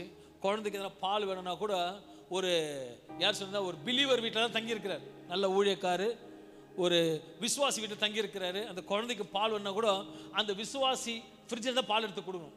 இது மனைவி பார்த்தாங்க, இது செட் ஆகாதுங்க, எப்போ பார்த்தாலும் இது இருக்குன்னு சொல்லிட்டு அவருக்கு ரொம்ப மனவேதனை, சூழ்நிலை, கடினமான கஷ்டம். அவருக்கு தெரிஞ்ச ஒரே ஒரு ஆயுதம் என்ன தெரியுமா? ஜெபம் மட்டும்தான் ஒரு ஆயுதம். உண்மையாக ஊழியம் செய்வார். அப்போது ஒரு நாள் சபையில் அவருக்கு காணிக்க கொடுத்துருக்காங்க. அதையும் வச்சுட்டு இருக்காரு. அதையும் இன்னொரு ஏழைப்பட்டவங்க வந்து எதை உதவி கேட்டிருக்காங்க, அதுலேயும் பாதி கொடுத்துட்டு கையில் கொஞ்சம் வச்சு சொல்கிறாராம், நான் என்ன பண்ணுறதுன்னு தெரில ஆண்டவரேன்னு சொல்லிட்டு பாரத்தோட ஜெபம் மட்டும் நல்லா தூங்கிட்டாராம். எனக்கு தூங்காதோ அன்னைக்கு ஏசி போல இருக்க அந்த அளவுக்கு நல்லா தூங்குறாராம். சொல்லுங்க, நல்லா தூங்குறார். இவர் தூங்கும் பொழுது ஒரு பணக்காரனுக்கு தூக்கம் வரலையா. அவன் கோடீஸ்வரன், அப்போ பயங்கர கோடீஸ்வரன். அப்பெல்லாம் பேங்க்ல கிடையாதுல, எல்லா டாலர்ஸ் மூட்டை கட்டி டப்பாலையும் கட்டில் கீழே போட்டு ஒளி வச்சுருப்பார். அப்போ அவர் கேட்டார், ஆண்டவரே எனக்கு தூக்கம், அவரும் இந்த சபையில் வர தூக்கமாக வரல எனக்கு. அப்போ அவர் சொன்னாராம், எல்லாத்தையும் மூட்டை கட்டின்னு போயிட்டு ஓரல் ராபர்ட்டை போய் கையில் கொடுனாராம். உண்மை, சத்தியம். இது வந்து எனக்கு தூக்கமாக வரல, ஆண்டவரில் கொடுக்க சொன்ன. இது வரைக்கும் அந்த மாதிரி டாலர்ஸ் அவர் பார்த்ததே கிடையாதான். அதை கொடுத்து கர்த்தர் இங்க தூக்கத்தை வர வைத்தாரு, அங்க தூக்கத்தை கொடுக்க வச்சார். ஜெபத்தால எதையும் மாற்ற முடியும். நீ ஜெபிச்சு பாரு, உனக்கு விரோதமா இருக்கிறவங்களுக்கு தூக்கம் வராது. நிச்சயமா சொல்ல, தூக்கம் வராதுங்க. நான் நிறைய ட்ரிப் சொல்லியிருக்கேன். சில காரியத்தில் நானும் மனைவியும் ஜெபிச்சிருக்கிறோம். சில காரிய சபைக்காக ஜெபிக்கும் போது கர்த்தர் சரி ஜெயத்தை கொடுத்தார். எங்களுக்கு சீரியஸ் ஜெயத்தை கொடுத்தார். எப்படி தெரியும் கொடுத்தார்? ஏன்னா அங்க கண் விழித்து ஜெபித்த ஒவ்வொரு ஜெபத்துக்கும் கர்த்தர் பதில் கொடுத்தார். அதே பதில் இன்னைக்கு சொல்றேன். ஒரு ஊழியர்களாக உங்களை நடத்துகிற ஒரு போதகரமா உங்களுக்காக பாரத்தோடு ஜெபித்து கொண்டிருக்கிறோம். கர்த்தர் எல்லாத்தையும் மாற்றுவார். நீங்க பாக்கியவான்கள், நீங்கள் பாக்கியவதிகள். ஆனால் ஒன்று, நீயும் ஜெபிக்கணும். ஆனா இயேசு சொல்றார், நான் மட்டும் ஜெபிச்சா போதாது, நீயும் ஜெபம் பண்ணுங்க. இன்னைக்கு ஆண்டவர் சொல்றார், நான் ஒரு பக்கம் ஜெபம் பண்றேன், நீங்களும் ஜெபம் பண்ணுங்க. ஜெபம் பண்ணும்போது கர்த்தர் பெரிய காரியங்களை கர்த்தர் செய்ய விரும்புகிறார். அவர் நினைச்சு உண்மை பார்க்கும் பொழுது மத்திய 26:41 சொல்லுகிறது, நீங்கள் சோதனைக்குட்படாதபடிக்கு விழித்திருந்து ஜெபம் பண்ணுங்க. அன்பான தேவ பிள்ளைகளே, ஆண்டவர் சமூகத்தில் விழித்திருந்து ஜெபிக்கும் பொழுது நிச்சயமாக கர்த்தர் உங்களை பாக்கியவான்களாக கர்த்தர் மாற்றுவார். இரண்டாவதாக, சகிக்க வேண்டிய சோதனை வருதுன்னு சொல்றீங்க. ஃபர்ஸ்ட் சொன்னேன், சோதனை வராதபடிக்கு நம்ம முன்கூட்டியே ஜெபிக்கும் போது சோதனை வராது. இரண்டாவது, சகிக்க வேண்டிய சோதனை. என்னடா சோதனை, சகிக்க வேண்டிய சோதனை பார்க்கும்போது நமக்கே சில நேரத்தை தெரியாது. ஆனா நீதிமொழிகள் 27:26 சொல்லுகிறது, மனுஷனுக்கு அவனுக்கு உண்டாகும் புகழ்ச்சியே சோதனை. நல்லா வாசிங்க, திருப்பி வாசிங்க. மனுஷனுக்கு அவனுக்கு உண்டாகும் புகழ்ச்சியே சோதனை. அப்படின்னு என்ன அர்த்தம் சொல்லுங்களேன்? அவங்கள தான் கேட்கிறேன். வசனம் சொல்லுது, சோதனை கர்த்தர் சோதிக்கிறாரு, சோதனை அனுப்புறாரு. சோதனை குறித்து விரிவிச்சு சொல்றாரு. நீ வருத்துக்கு முன்னாடி ஜெபிச்சுனா சோதனை தப்பிச்சு கொள்வ. ரெண்டாவது, மனுஷனுக்கு அவனுக்கு உண்டாகும் புகழ்ச்சியே சோதனை. அப்படின்னா என்னது? தற்பெருமைன்னு சொல்லலாம். அப்படிதானே? என்ன சொல்லலாம்? சில நேரங்களில் சிலர் பாராட்ட தவறினால் சிலருக்கு கோபம் வந்துடும். குடும்பத்துக்கு எல்லாம் செய்வாங்க, ஆனா யாரோ ஏதோ பாராட்டல நினைச்சுக்கோங்களேன், நம்ம என்ன சொல்லுவாங்க? நான் எவ்வளோ பார்த்தாலும் என்ன கொஞ்சம் கூட சொல்லு பரவாயில்ல மதிக்க மாட்டேன். அவங்க எதிர்பார்க்குறாங்க, செய்யறத எதிர்பார்க்குறாங்க. நான் சபையில் எவ்வளோ செய்கிறேன், என்னை சட்டையே பண்ண மாட்டாங்க. ஹலோ, நீ எனக்காக செய்கிற? யாருக்கு செய்கிற? ஆண்டருக்கு செய்கிற. போன வாரம் ஆண்டருக்கு தான் 4-5 பக்கெட் தூக்கினேன், கை ஒரு டிஷ்யூ கிழிச்சு, பரவாயில்ல, ஆண்டருக்காக செய்யுது. ஐயோ, நான் ஆண்டருக்காக செய்யுது. பெருமை இருக்கக்கூடாது, ஆண்டருக்காக செய்கிறேன். கர்த்தருக்காக செய்கிறேன், குடும்பத்துக்காக செய்கிறேன். நம்ம தாழ்த்தும் பொழுது கர்த்தர் நம்மள புகழ்ச்சி மட்டும் யாரும் எதிர்பார்க்காதீங்க. நீங்க எப்போது ஒரு வாட்டி நான் பைபிள் காலேஜ் முடிக்கும் பொழுது அங்க ஒரு பெரிய மீட்டிங் நடத்தினார். கரஸ்பாண்டன்ட் ஆண்ட்ரூ பாஸ்டர் சொல்லிட்டு செம்ம என்னன்னா வார்த்தையில அப்படி கரைச்சிக்கிட்டு அவங்களாம் நம்மளாம் ஒன்றும் கிடையாது, அருமையாக கற்றுக் கொடுக்குறாரு. அவரோட மீட்டிங் நடக்குது, நானும் மனைவி போகிறோம். அங்கே போனால் இந்த எம்சி ஸ்டார்டிங்கில் பேர் சொல்லி ஒரு இது கூப்பிட்டு கொடுத்தா அவங்க யாரும் வரல. அதனால என்னை ரிக்வெஸ்ட் பண்ணாங்க. சரி ஓகே ஃபைன், நம்ம யாருக்கும் வேலை செய்கிறோம். ஆனால் எனக்கு பின்னாடி ஒரு பெரிய கூட்டம் இருக்குது, எல்லாருக்கும் ஜெபம் பண்ணுற, கை வச்சு தீர்க்க சொல்கிறேன், எல்லாம் சொல்கிறேன். ஆனால் என்னை வந்து மைக் கொடுத்து இன்னார் வராங்க, இன்னார் ஜெபிக்கிறாங்க, அடுத்தது சொல்கிறாங்க. Okay fine. ஆக மொத்தம் என்னது, பெருக்குனாலும் டாய்லெட் கழுவினாலும். அப்படியாப்பட்ட நைஜீரியா இருக்கிற ஒரு பெரிய பாஸ்டர், அவர் டாய்லெட் தான் ஃபஸ்ட்டு கழுப்பினார். ஒரு பெரிய ஊழியர், தீர்க்கதரிசியார். அல்லையா என்ன சொன்னாங்க, நான் அதை பற்றி பாத்ரூம் எனக்கு மைக்கை கொடுத்தாங்க. மேலே போயிட்டு இன்ட்ரடியூஸ் பண்ணி பேசிட்டு வந்துன்னு எல்லாருக்கும் சேர போட்டாங்க. எனக்கு அப்படியே ஓரமாக உட்காந்து போயிட்டு ஒரு ஸ்க்ரீனோட ஓரமாக ரோட்டில் நின்று ஓரமாக நின்றுக்கிறேன், ஒருத்தரை கூப்பிட்டு. ஆனால் அந்த ஊழியத்தில் ஒருத்தர் இருக்கிறார். அவர் வந்து எங்கள் ஊழியத்தில் வருவார். கர்த்தர் எங்களோட வல்லமையாக இருக்கிறத பார்க்குறாரு. அந்த ஊழியத்தில் இருந்தாலும் அங்கே போனால், நானும் மனைவி போனாலே அவர் சொல்கிற வார்த்தை ஃபயர் வருதுன்னு. அவர் இதை பார்த்துட்டு அங்கே இருக்கிற கூப்பிட்டு திட்டினார். அவர் யார் தெரியுமா உனக்கு, அவர் எப்படி தெரியுமா, நான் இல்லை, அவர் என்னை பற்றி பேசுகிறார். ஒருத்தரை பற்றி பேசுகிறாங்கன்னா அவர் தான் ஆண்டர் பேச வைக்கிறார். பேசி எனக்கு மத்தியில் மத்தியில் எனக்கு ஒரு பெரிய சேர் போட்டு உட்கார வச்சாங்க. நான் தேவனுக்கு எப்போ நன்றி சொன்னேன். உட்கார வச்சாலும், உட்கார வைக்கினாலும், கீழே போய் நில்லுன்னு சொன்னாலும், மேலே வான்னு சொன்னாலும், ஒரு கிறிஸ்துவ வாழ்க்கையில் எப்படி இருக்குன்னா தாழ்மை இருக்கணும். இந்த புகழ்ச்சி வந்தாலே நான் சொல்ல, பைபிள் சொல்லு. என்ன ஸ்ரீ வசந்த வாசிமா, மனுஷனுக்கு அவனுக்கு உண்டாகும் புகழ்ச்சியே சோதனை. மனுஷனுக்கு உண்டாக்கும் புகழ்ச்சி அவனுக்கு சோதனை. ஒன்று புரிந்து கொள்ள வேண்டும், உங்களை சில நேரத்தில் பாராட்ட தவறினால், பாராட்டு வரவில்லை என்று யோசிப்பதை விட கர்த்தர் ஏதோ ஒரு பெரிய காரியத்தை திட்டம் பண்ணியிருக்கிறார்னு விசுவாசிக்கணும். அன்னைக்கு நான் ஓரமாக நின்று பேசிட்டு வந்துட்டேன். உடனே அந்த ஊழியக்காரனை கூப்பிட்டாரு ரூமுக்கு. காலேஜ் முடிக்கும் பொழுது, நீங்கள் என்ன பண்ணுறீங்க, என்னோட மினிஸ்டர் வந்து ஜாயின் பண்ணிக்கோங்க, நீங்கள் நல்லா பண்ணுறீங்க, எதை பண்ணுறீங்கன்னு சொல்லிட்டு என்னைய மனைவி வச்சு ஒரு கவுன்சிலிங் கொடுத்தார். அதுக்கப்புறம் நாங்கள் சொன்னோம், இல்லை ஆண்டவங்களுக்கு ஊழியம் கொடுத்தாரு சொன்னோன்னு. அதுக்கப்புறம் 2 கன்ஃபர்மேஷன். எனக்கு பாஸ்டர் கேப்ரியல்னு ஒரு பாஸ்டர் இருந்தார் ஏசசிபியில். அவர் வந்து நீ சபை ஆரம்பிக்கணும்னு சொன்னார். நாளை இல்லை எனக்கு ஆண்டவர் சொல்லிட்டோன்னு 3 கன்ஃபர்மேஷன் கேட்பேன். 2வது பாஸ்டர் ஃபெடி நம்ம ஓப்பனிங் அப்போ வந்தார். அவர் சொன்னார் உங்களுக்கு சபை ஊழியனாரு. கர்த்தர் காத்திருந்தேன். என் ஊழியத்தை வந்து ஜாயின் பண்ணிக்கணும்னு நினைச்சவர் அவர் ஆட்டோமேட்டிக் ஆண்டவர் பேச வச்சாரு. எனக்கு இது புகழ்ச்சி இல்லை, தன்னை தாழ்த்துகிற கர்த்தர் உயர்த்துகிற தேவனா இருக்கிறார். ஆண்டவர் சொல்லிட்டார், இல்லை பாஸ்டர், ஆண்டவர் எனக்கு லீடிங் கொடுக்கல, நீங்கள் தயவு செய்யல, ஆண்டவர் உங்களுக்கு சபை அழைப்பு தான் இருக்கு, இங்கிருந்து காலேஜ் முடிச்சு போனோன்னு உங்களுக்கு சபையை கர்த்தர் கொடுப்பாருன்னு. என் தேவன் சொன்னது வேறு, உண்மை உள்ளவர். புகழ்ச்சி இல்லை, தாழ்த்தும் போது நீங்க முன்பாக கர்த்தர் பேச வச்சிருக்காரு. Is a supernatural God. நல்லா இருக்கும் போதும் ஸ்தோத்திரிக்கணும், நல்லா இல்லாத போதும், உன்னை புகழாத போதும், புகழ்ச்சி கொடுக்காத போதும் ஸ்தோத்திரம். ஆனா எல்லா இடத்திலும் உனக்கு புகழ்ச்சி வந்தாலேயே நீ என்ன, அதுக்கு ஒரு பேர் வைப்பார். நீ யாரு? ஏசு ஒரு பேர் வச்சாரு பாரு, அப்ப நீ தான் அந்த கருப்பாடு. அது எல்லாத்துலயும் இருக்கும். வீட்டிலையும் ஒரு கருப்பாடு இருக்கும், அல்லையா? ஆபீஸ்லயும் ஒரு கருப்பாடு இருக்கும், சபையிலும், மாமியார் வீட்லயும், மாமனார் வீட்லயும் ஒரு காடு இருக்கும்.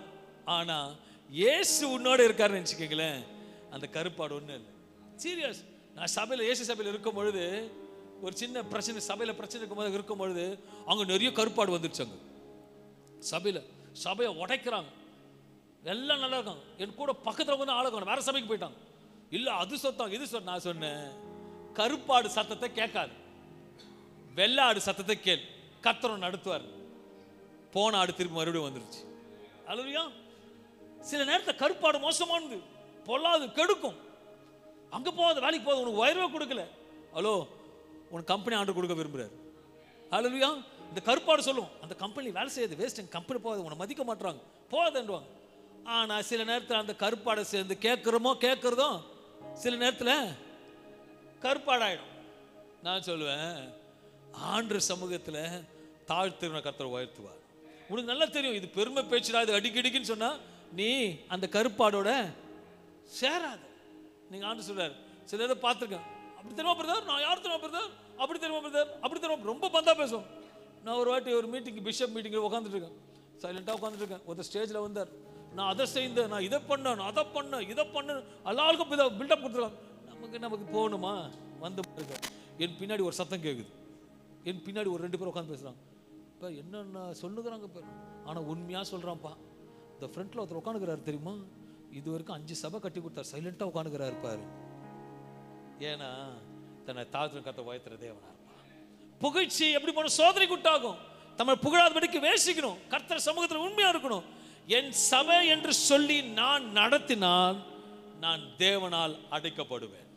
நல்லா புரிஞ்சுக்கோங்க, இது என் சபைன்னு சொல்லிட்டு நான் நடத்தினா தேவனால் நான் சொல்லுங்களேன், வர தெய்வம் சொல்லுங்க, அடிக்கப்படுவேன். ஆனால் அவர் சபை என்று நடத்துறபடியால் கர்த்தர்னால் என்னை கனப்படுத்தப்படுவேன்.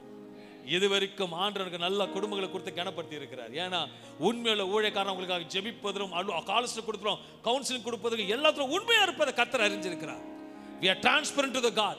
பணத்துக்காக ஊழியத்துக்கு வரவில்லை, ஆத்துமாக்காக ஊழியத்துக்கு வந்திருக்கிறோம். என் தேவன் ரொம்ப நல்லவராக, அதனால என் கூட இருக்கிறவங்களும் இயேசு நல்லவர் தான் சொல்லணும். ஹல்லேலூயா.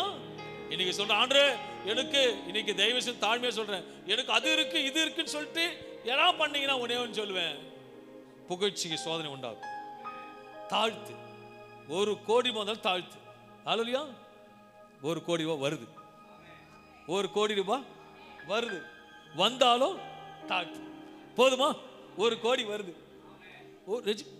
நான் சீரியஸா சொல்றேன், 1 கோடி வருது, 1 கோடி வருது. ஆனா தசமபாகத்தை போடணும். சூப்பர் சூப்பர்னா, சூப்பர் சூப்பர்னா இங்க பாரத ஜெபம் பண்ணுகிறேன்.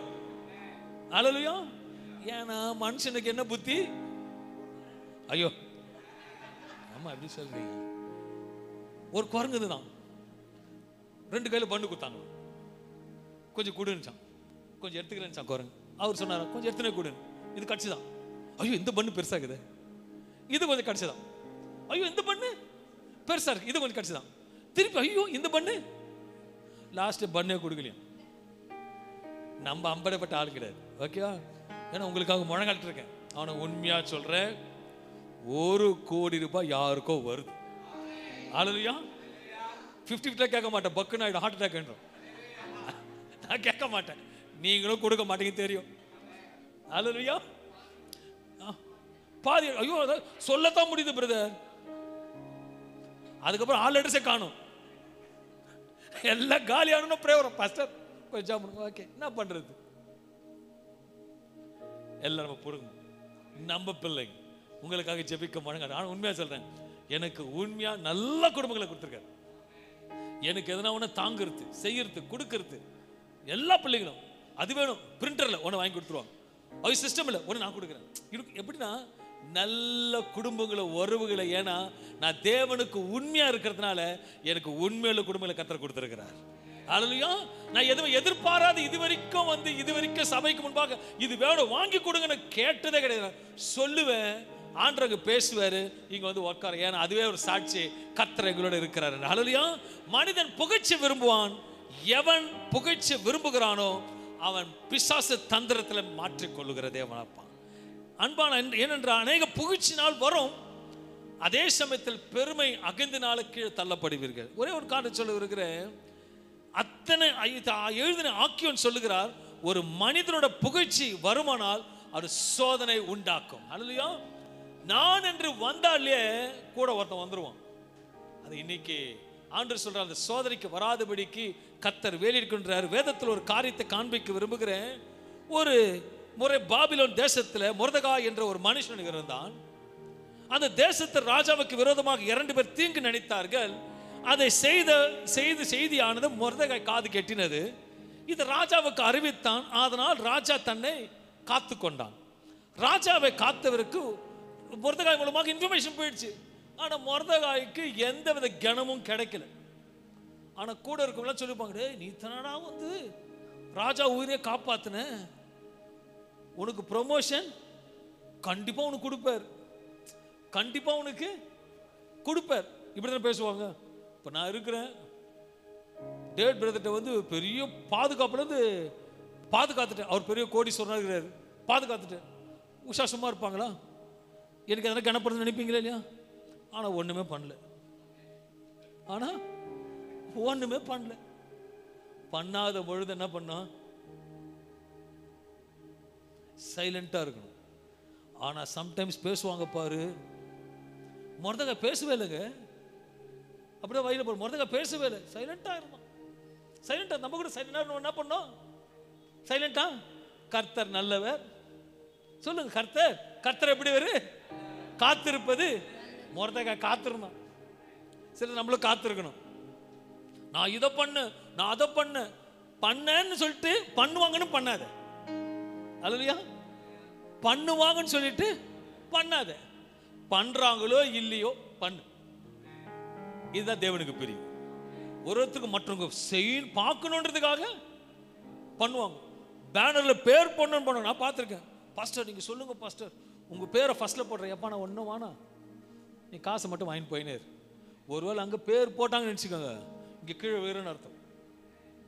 தன்னை தாழ்த்துகிறவன் தன்னை உயர்த்துகிறவன். நம்ம தேவ சமூகத்தில் புகழ்ச்சி எல்லாமே இருக்கணும். மொர்தெகாய் போய் சொன்னா ராஜா பாதுகாத்துக்கிட்டார். ஆனாலும் ஓகே.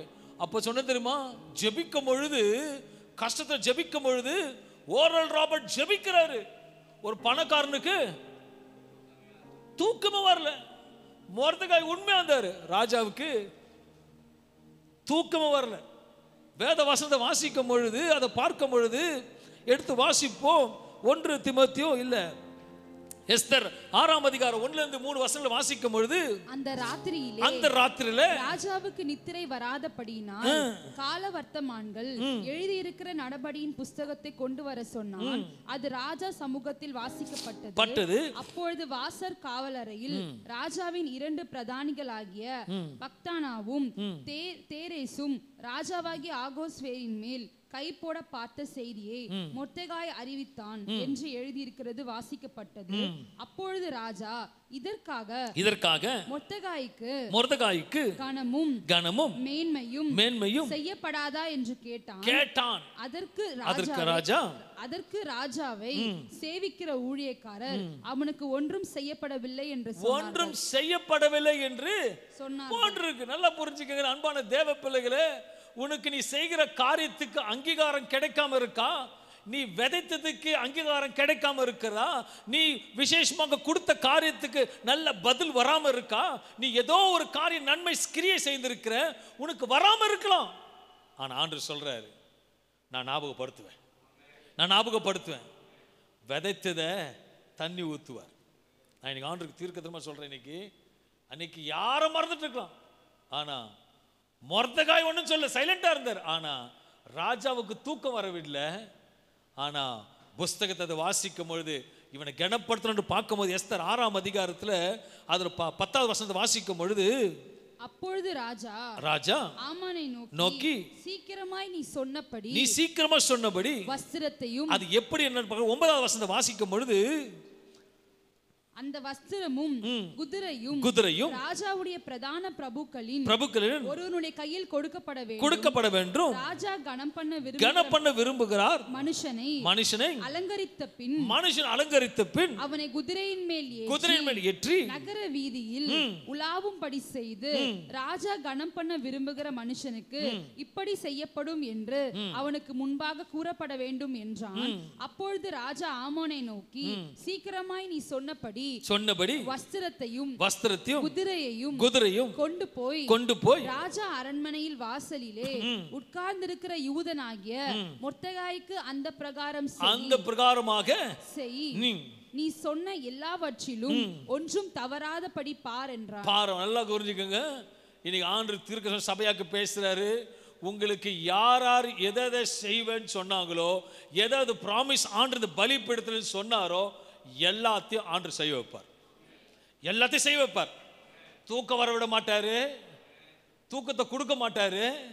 ஒரு வேளை உதாரணம் சொல்ற வச்சுக்கோங்களேன், சும்மா ஓகேவா, நம்ம பாஸ்டர் வந்து ஒரு 10 லட்சம் அவர் கிடைக்குது.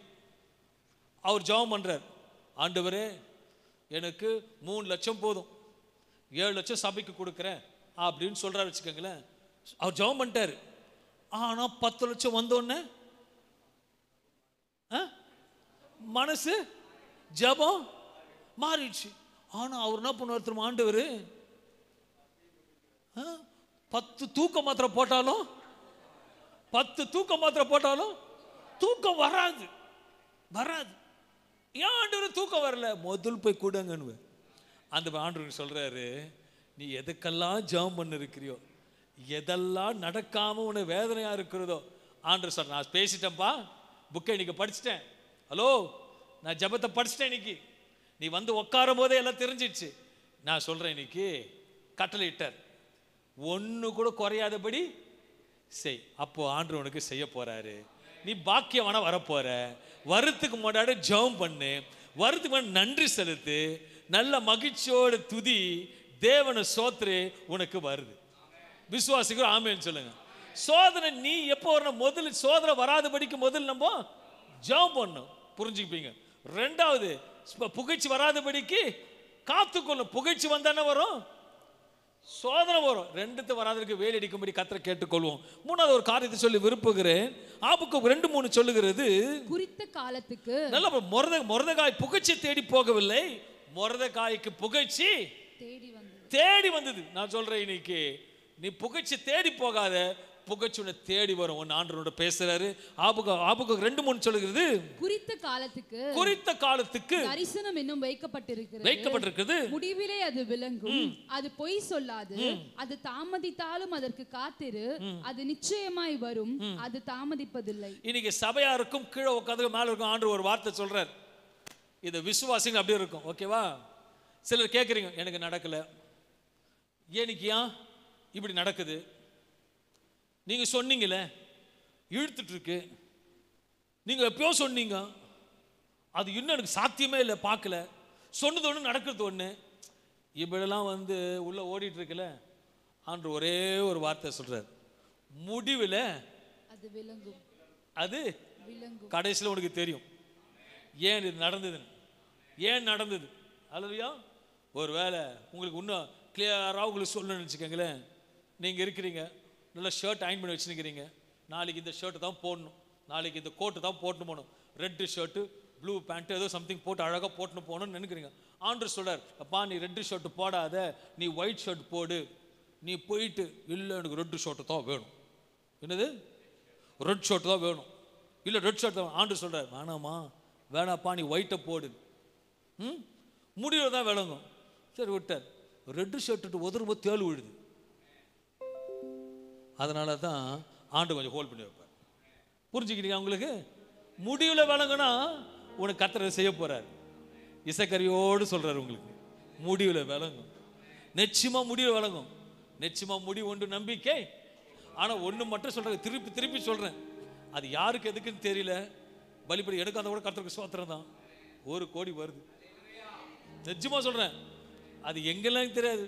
எனக்கு யாரும் இப்படி ஆளே தெரியலையே. உண்மையாக சொல்கிறேன், எனக்கு இப்படி ஆலயத்தை நான் கூட யோசிச்சு பார்க்கல. கடந்த வாரத்துக்கு முன்பாக எனக்கு ரொம்ப டைட் ஷெடியூலாக இருந்தது. ஆண்டு ஒரு காரியத்தை அனுப்பிச்சாரு, ஜெபிச்சேன், அதுக்காக ஒரு காணிக்கை கொடுத்துட்டு போகிறாங்க. உண்மையாக சொல்கிறேன், எதுக்குன்னா அவர் செய்கிறத யாராலும் புரிஞ்சுக்க முடியாது. நான் விஷயம் எப்படின்னு தெரியாது, உனக்காக வரேங்க, எப்படி கேட்காதீங்க, ஆனால் வரும். என் தேவனால் செய்யக்கூடாத காரியம் ஒன்றும் இல்லை. ஆனால் ஒன்று மட்டும் சொல்லுங்க, பலிபடுது, தூக்கம் வராதவர்களுக்கு கேர்ஃபுல்லாக இருந்துக்கும். அவ்வளோதான் நான் சொல்லுவேன். ஓகே, உண்மையாக இருக்கும். உண்மையுள்ள மனுஷன் பரிபூர்ண. இன்னும் ஒரு வார்த்தை, மேற்கொள்ள வேண்டிய சோதனை. முடிக்க போறேன். ஃபர்ஸ்டாவது பார்த்து, ரெண்டாவது பார்த்தோம், மூணாவது மேற்கொள்ள வேண்டிய கிருபை. 1 தீமோத்தேயு 6:9-10 வாசிக்கும் பொழுது, ஐஸ்வர்யவான்களை விரும்புகிறவர்கள் சோதனையிலும் கண்ணியிலும் மனுஷரை கேட்டிலும் அழிவிலும் அமிழ்ந்திருக்கிற மதிக்கேடும் சேதமுமான பலவித இச்சைகளிலும் விழுகிறார்கள். எதனால விழுகிறாங்க? எதனால? வசனம் படிங்க, பண்ணாடி. ஐஸ்வர்யவான்களாக விரும்புகிறவர்கள். யாருக்கு? நான் கோடீஸ்வரனா இன்னும், அல்லேலூயா, நான் பயங்கரமா இன்னும். ஹலோ, அது வரும் பொழுது சோதனை கண்டிப்பா வரும். அதில் விடாதபடிக்கு வேலிடிக்கு காத்து. ஒரு வேலை இப்போ கூட ஆண்டு சொல்லிட்டு 1 கோடி வருதுன்னா பிளான் பண்ணாதீங்க. ஆண்டு சம்மதம் கேளுங்க. ஆண்டு நான் என்ன பண்ணட்டும், என்ன செய்யட்டும், கர்த்தர் ஆலோசனை கொடுக்கிற தேவனா இருக்கிறார். ஐஸ்வர்யனாக விரும்புகிறவர்கள், இந்த வசனத்தை ஒரு ஷார்ட்டா சுருக்கிறேன் நானு. ஃபர்ஸ்ட் வாசி சனி வாசிமோ, ஐஸ்வர்யவான்களாக விரும்புகிறவர்கள். அதுக்கப்புறம் லாஸ்ட் வார்த்தை மட்டும் படி. பலவித இச்சைகளிலும் விழுகிறார்கள். அது பாரு நல்லா, ஐஸ்வர்யராக விரும்புகிறவர்கள் விழுகிறார்கள். விழுகிறார்கள். பணம் வந்தாலே எல்லாம் வந்துடும். பணத்தின் மீது அதிக ஆசை வைக்க கூடாது என்பதை அது தீமைக்காக வேறா இருக்கிறது இயேசு சொல்றார். 1 தீமோத்தேயு 6ஆம் அதிகாரம் 10ஆம் வசனம் பார்க்கும்போது, பண ஆசை எல்லா தீமைக்கும் வேறா இருக்கிறது. சிலர் அதை இச்சித்து விசுவாசித்து விட்டு வழுவி அநேக வேதனைகளினாலே தங்களை உருவ குத்தி கொண்டுகிறார்கள். நல்லா புரிஞ்சுக்கங்க, புரிஞ்சுப்பீங்க. எனக்கு ஷார்ட்டா சொல்றேன். சிலர் இச்சித்து விழுவார்கள் என்று வேத வசனம் சொல்லுது. வேதத்துல பண ஆசையை குறித்து ஒருத்தரை பார்க்க முடியும். யாரும் சொல்லுங்க. பண ஆசை ஒரு நாள் சப்ஜெக்ட் ஒரு நாள் எடுக்கணும்னு பார்க்குறவங்களுக்கு ஒரு 3 விதமான பண ஆசை இருக்கு. நான் முடிஞ்சா கர்த்தர் சித்தமான சீக்கிரம் அதை பற்றி எடுக்கணும் விருப்பப்படுறேன். யூதாஸ் வெள்ளி பணத்துக்கு காட்டி கொடுத்தான் என்று நமக்கு எல்லாம் தெரியும். மத்தேயு 26ஆம் அதிகாரம் 14-15 வசனம் வாசிக்கும் பொழுது, அப்பொழுது 12 ஒருவனாகிய யூதாஸ் காரியோத் என்பவன் பிரதான ஆசாரியரிடத்தில் போய், நான் அவரை உங்களுக்கு காட்டி கொடுக்கிறேன், நீங்கள் எனக்கு என்ன கொடுக்கிறீர்கள் என்றான். அவர்கள் அவனுக்கு 30 வெள்ளிக்காசை கொடுக்க உடன்பட்டார்கள். அன்பான தேவ பிள்ளைகளே, இது செய்ததுனால ஆரம்பத்துல வசனத்தை பார்த்தோம். ஐஸ்வர்யாவிற்கு என்ன இச்சித்தது? பணம் இச்சித்ததுனால போய் கேட்கிற ஆண்டவரே போட்டு கொடுக்குறான். ஆண்டவரே பண ஆசை தான் யாரை போட்டு கொடுக்கும்? யாரை உனக்கு தள்ளும். நல்லா இயேசு கூடவே இருக்கிறான். நல்லா புரிஞ்சு, யார் கூட இருக்கிறாமே? இயேசு கூடவே இருக்கிறான். அப்ப இயேசுவோட சாயில தரித்து இருக்கிறான். இயேசு போல இருக்கிறான். ஆனா பசு போல் போத்துற ஓனாய் போல ஏதோ புளிய போல இருக்கிறான். கூடவே இருக்கிறான். ஆனா தலையே மாட்டி கொடுக்குறான். ஆனா அவனோட கதி என்னன்னு பாத்தீங்கன்னா, மத்தேயு 27ஆம் அதிகாரம் 4 வசனங்களை வாசிக்கும் போது, குற்றமில்லாத இரத்தத்தை நான் காட்டி கொடுத்ததினால் பாவம் செய்தேன் என்றான். அதற்கு அவர்கள், எங்களுக்கு என்ன, அது உன்பாடு என்றார்கள். அப்பொழுது அவன் அந்த வெள்ளிக்காசை தேவாலயத்திலே எறிந்துவிட்டு புறப்பட்டு போய் நாண்டு கொண்டு செத்தான். நம்மளுக்கு இல்ல சொல்றேன், ஓகேங்களா? பண ஆசை எப்படி இருக்க கூடாதான்? யூதாசை போல இருக்காதீங்க. அதனால உங்களுக்கு எல்லா சோதனையும் வரும். பிசாசு தாங்க செய்வான். இயேசு ஒருபோதும் சோதிக்கிற தேவன் அல்ல. இயேசு எப்போது ஆசீர்வதிக்கிற தேவன். இஸ்ரவேலை ஆசீர்வதிப்பதே அவருக்கு அப்படிதான் பிரியம். தீமை இல்லாதவர், உண்மையானவர், நன்மை செய்கிறவர். நம்ம தான் எல்லாம் புகழ்ச்சி தேடி செய்யறது, நம்ம தான் ஜெபிக்காம காலை விட்டு மாட்டிக்கிறது, நம்ம தான் எல்லாமே செய்யறது. ஆனால் கர்த்தர் எப்போதும் என்னவா இருக்காரு? நல்லவர். காத்திருப்பது அது முடிவில் தோன்றும். இன்னைக்கு சொல்ற, நீ காத்திருக்கிறதுக்கு எல்லாத்துக்கும் முடிவில் தோணும். அப்போ ஆண்டவர் எதை செய்தால் நமக்கு பெஸ்டா தான் செய்திருக்கிறாருன்னு ஒரு நம்பிக்கை உங்களுக்கு சொல்றேன். இன்னைக்கு என்ன சொல்றாரு? இப்போ போற பாதை, ஒரு சிலருக்கு ஆண்டவர் திருக்க பேச போற பாதை ரொம்ப கடினமா இருக்குது. சொல்ல முடியல, ரொம்ப கடினமா இருக்கு. நீங்க வாய்விட்டு சொல்ற, ரொம்ப கடினமாகுது ஆண்டவரே, என்னால முடியல. I don't know why this is happening. என்னால முடியல. இன்னைக்கு சொல்றாரு, இனி தாமதியாது, முடிவு வருகிறது. அது முடிவில் விளங்கும். ஏன் கேட்காத? அது முடிவில் விளங்கும். அன்பான தேவ பிள்ளைகளே, 1 தீமோத்தேயு 6ஆம் அதிகாரம் 6-7 சொல்லுகிறது, போதும் என்ற மனதுடனே கூடிய தேவ பக்தியே மிகுந்த ஆதாயம் உலகத்திலே நாம் ஒன்றும் கொண்டு வந்ததும் இல்லை, இதிலிருந்து நாம் ஒன்றும் கொண்டு போவதும் இல்லை என்பது நிச்சயம். அன்பான தேவ பிள்ளைகளே, முதலாக சோதனையிலிருந்து தப்பித்துக் கொள்வதற்கு இயேசு சொல்லுகிற காரியம், நம் தேவனிடத்தில் உட்படாதபடிக்கு ஜெபிக்க வேண்டும். இரண்டாவதாக, என்ன புகழ்ச்சி சோதனை வந்தாலும் அதை சகிக்க வேண்டும். தேவன் உயர்த்து வரைக்கும் காத்திருக்க வேண்டும். மூன்றாவதாக, பணத்தின் மீது இச்சை வைக்காதபடிக்கு போதும் என்ற மனதுடன் கூடிய தேவ பக்தி மிகுந்த ஆதாயமா என்று வேதம் சொல்லுகிறபடி செயல்பட. சோதனை வரும், ஆனால் சோதனை தப்பிக் கொள்வதற்கும் தேவன் நம்மோடு இருக்கிறார். ஹல்லேலூயா. தானியேலை சோதிச்சாரு, ஆனா கைவிடல. சாத்ராக் மேஷாக் ஆபேத்நேகோ சோதிச்சாரு, ஆனா கைவிடல. நம்ம தேவன் ஒருபோது உன்னை கைவிடாத தேவனா இருக்கிறார். வேதம் சொல்லுகிறது சங்கீதம் 34:10, சிங்கக்குட்டிகள் தாழ்ச்சி அடைந்து பட்டினியா இருக்கும், சிங்கக்குட்டிகள் தாழ்ச்சி அடைந்து பட்டினி கிடக்கும், கர்த்தரை தேடுகிறவர்களுக்கோ ஒரு நன்மையும் குறைபடாது. நீங்க இயேசு கர்த்தரை தேடி வந்தீங்கன்னா, இன்னைக்கு சொல்றேன், ஒரு நன்மையும் குறைபடாது. விசுவாசம் ஆமென் சொல்லுங்களேன். ஒரு நன்மையும் குறைபடாது. என் தேவன் நல்லவர். நல்ல தகப்பனே, இந்த அருமையான இந்த காலை வேளையிலே உம்முடைய வார்த்தையின்படியாக சோதனை அனுப்புவதில்லை, சோதனை நாங்கள் சிக்கிக்கொள்ளாதபடிக்கு ஜெபத்தை தரித்திருக்க உதவி செய்யும். புகிச்சில நாடி போகாதபடிக்கு, சோதனை மாட்டிக்கொள்ளாதபடிக்கு வேலி அடிப்பீர். ஐஸ்வர்யத்தை பார்த்து ஐஸ்வர்யத்தின்படி அதுக்கு அடிமையாகாதபடிக்கு கர்த்தருடைய வேத வார்த்தையில மையமா வைத்து உமக்கு போதும் என்ற மனதோடு இருக்க எங்களுக்கு கிருபை கற்றுக் கொடுக்கும்படியாக இயேசு நாமத்தில் ஜெபிக்கிறேன். மொர்தெகாய் புகழ்ச்சி தேடி போகவில்லை, மொர்தெகாயை ஹானர் தேடி வந்தது. என் தேவன் நல்லவரா இருக்கிறார், என் தேவன் ரொம்ப நல்லவா இருக்கிறேன். மொர்தெகாய் ராஜாவிடத்தில் எனக்கு வேண்டும் வேண்டும் என்று கேட்கவில்லை, அவன் செய்த நன்மைக்கு. ஆனால் ராஜாவே தேடி வந்து மொர்தெகாய்க்கு கனப்படுத்தினது போல இன்னைக்கு ஆண்டவர் சொல்லுகிறார், நான் உன்னை கனப்படுத்துவேன். I will honor you, I will honor you. நீ எதெல்லாம் இன்னைக்கு ஆண்டவர் எல்லாருக்கும் சொல்றார், நீ சபைக்கு ஏதாவது செய்திருக்கியா, கர்த்தர் உன்னை ஹானர் பண்ணுவார், கர்த்தர் உன்னை ஹானர் பண்ணுவார். உன் தாய் தகவல் செய்கிறியா, கர்த்தர் உன்னை ஹானர் பண்ணுவார். ஆண்டவருக்காக செய்கிறியா, கர்த்தர் உன்னை ஹானர் பண்ணுவார். கர்த்தரோட தேவைகளுக்கு செய்கிறியா, கர்த்தர் உன்னை ஹானர் பண்ணுவார். ஏனென்றால் மொர்தெகாய்க்கு ஒன்றும் குறையாதபடிக்கு சொன்னபடியே செய்தபடி அநேகர் பார்க்கும்படி கர்த்தர் கனப்படுத்தினார். அப்படி அவர் கனத்தை சபையாருக்கு கர்த்தர் கொடுக்க விரும்புகிறார். நல்ல தகப்பனே, இந்த நல்ல அற்புதமான இந்த காலை வேளைக்காக உமக்கு நன்றி செலுத்தி, பிதா குமாரன் பரிசுத்தாவின் நாமத்தில் வார்த்தைகளுக்காக நன்றி செலுத்தி ஸ்தோத்திரத்தோடு இயேசு நாமத்தில் ஏறெடுக்கிறேன். இரக்கமுள்ள ஜீவன் நல்ல பிதாவே. ஆமென், ஆமென், ஆமென். கர்த்தர் உங்களை ஆசீர்வதிப்பாராக. ஆமென்.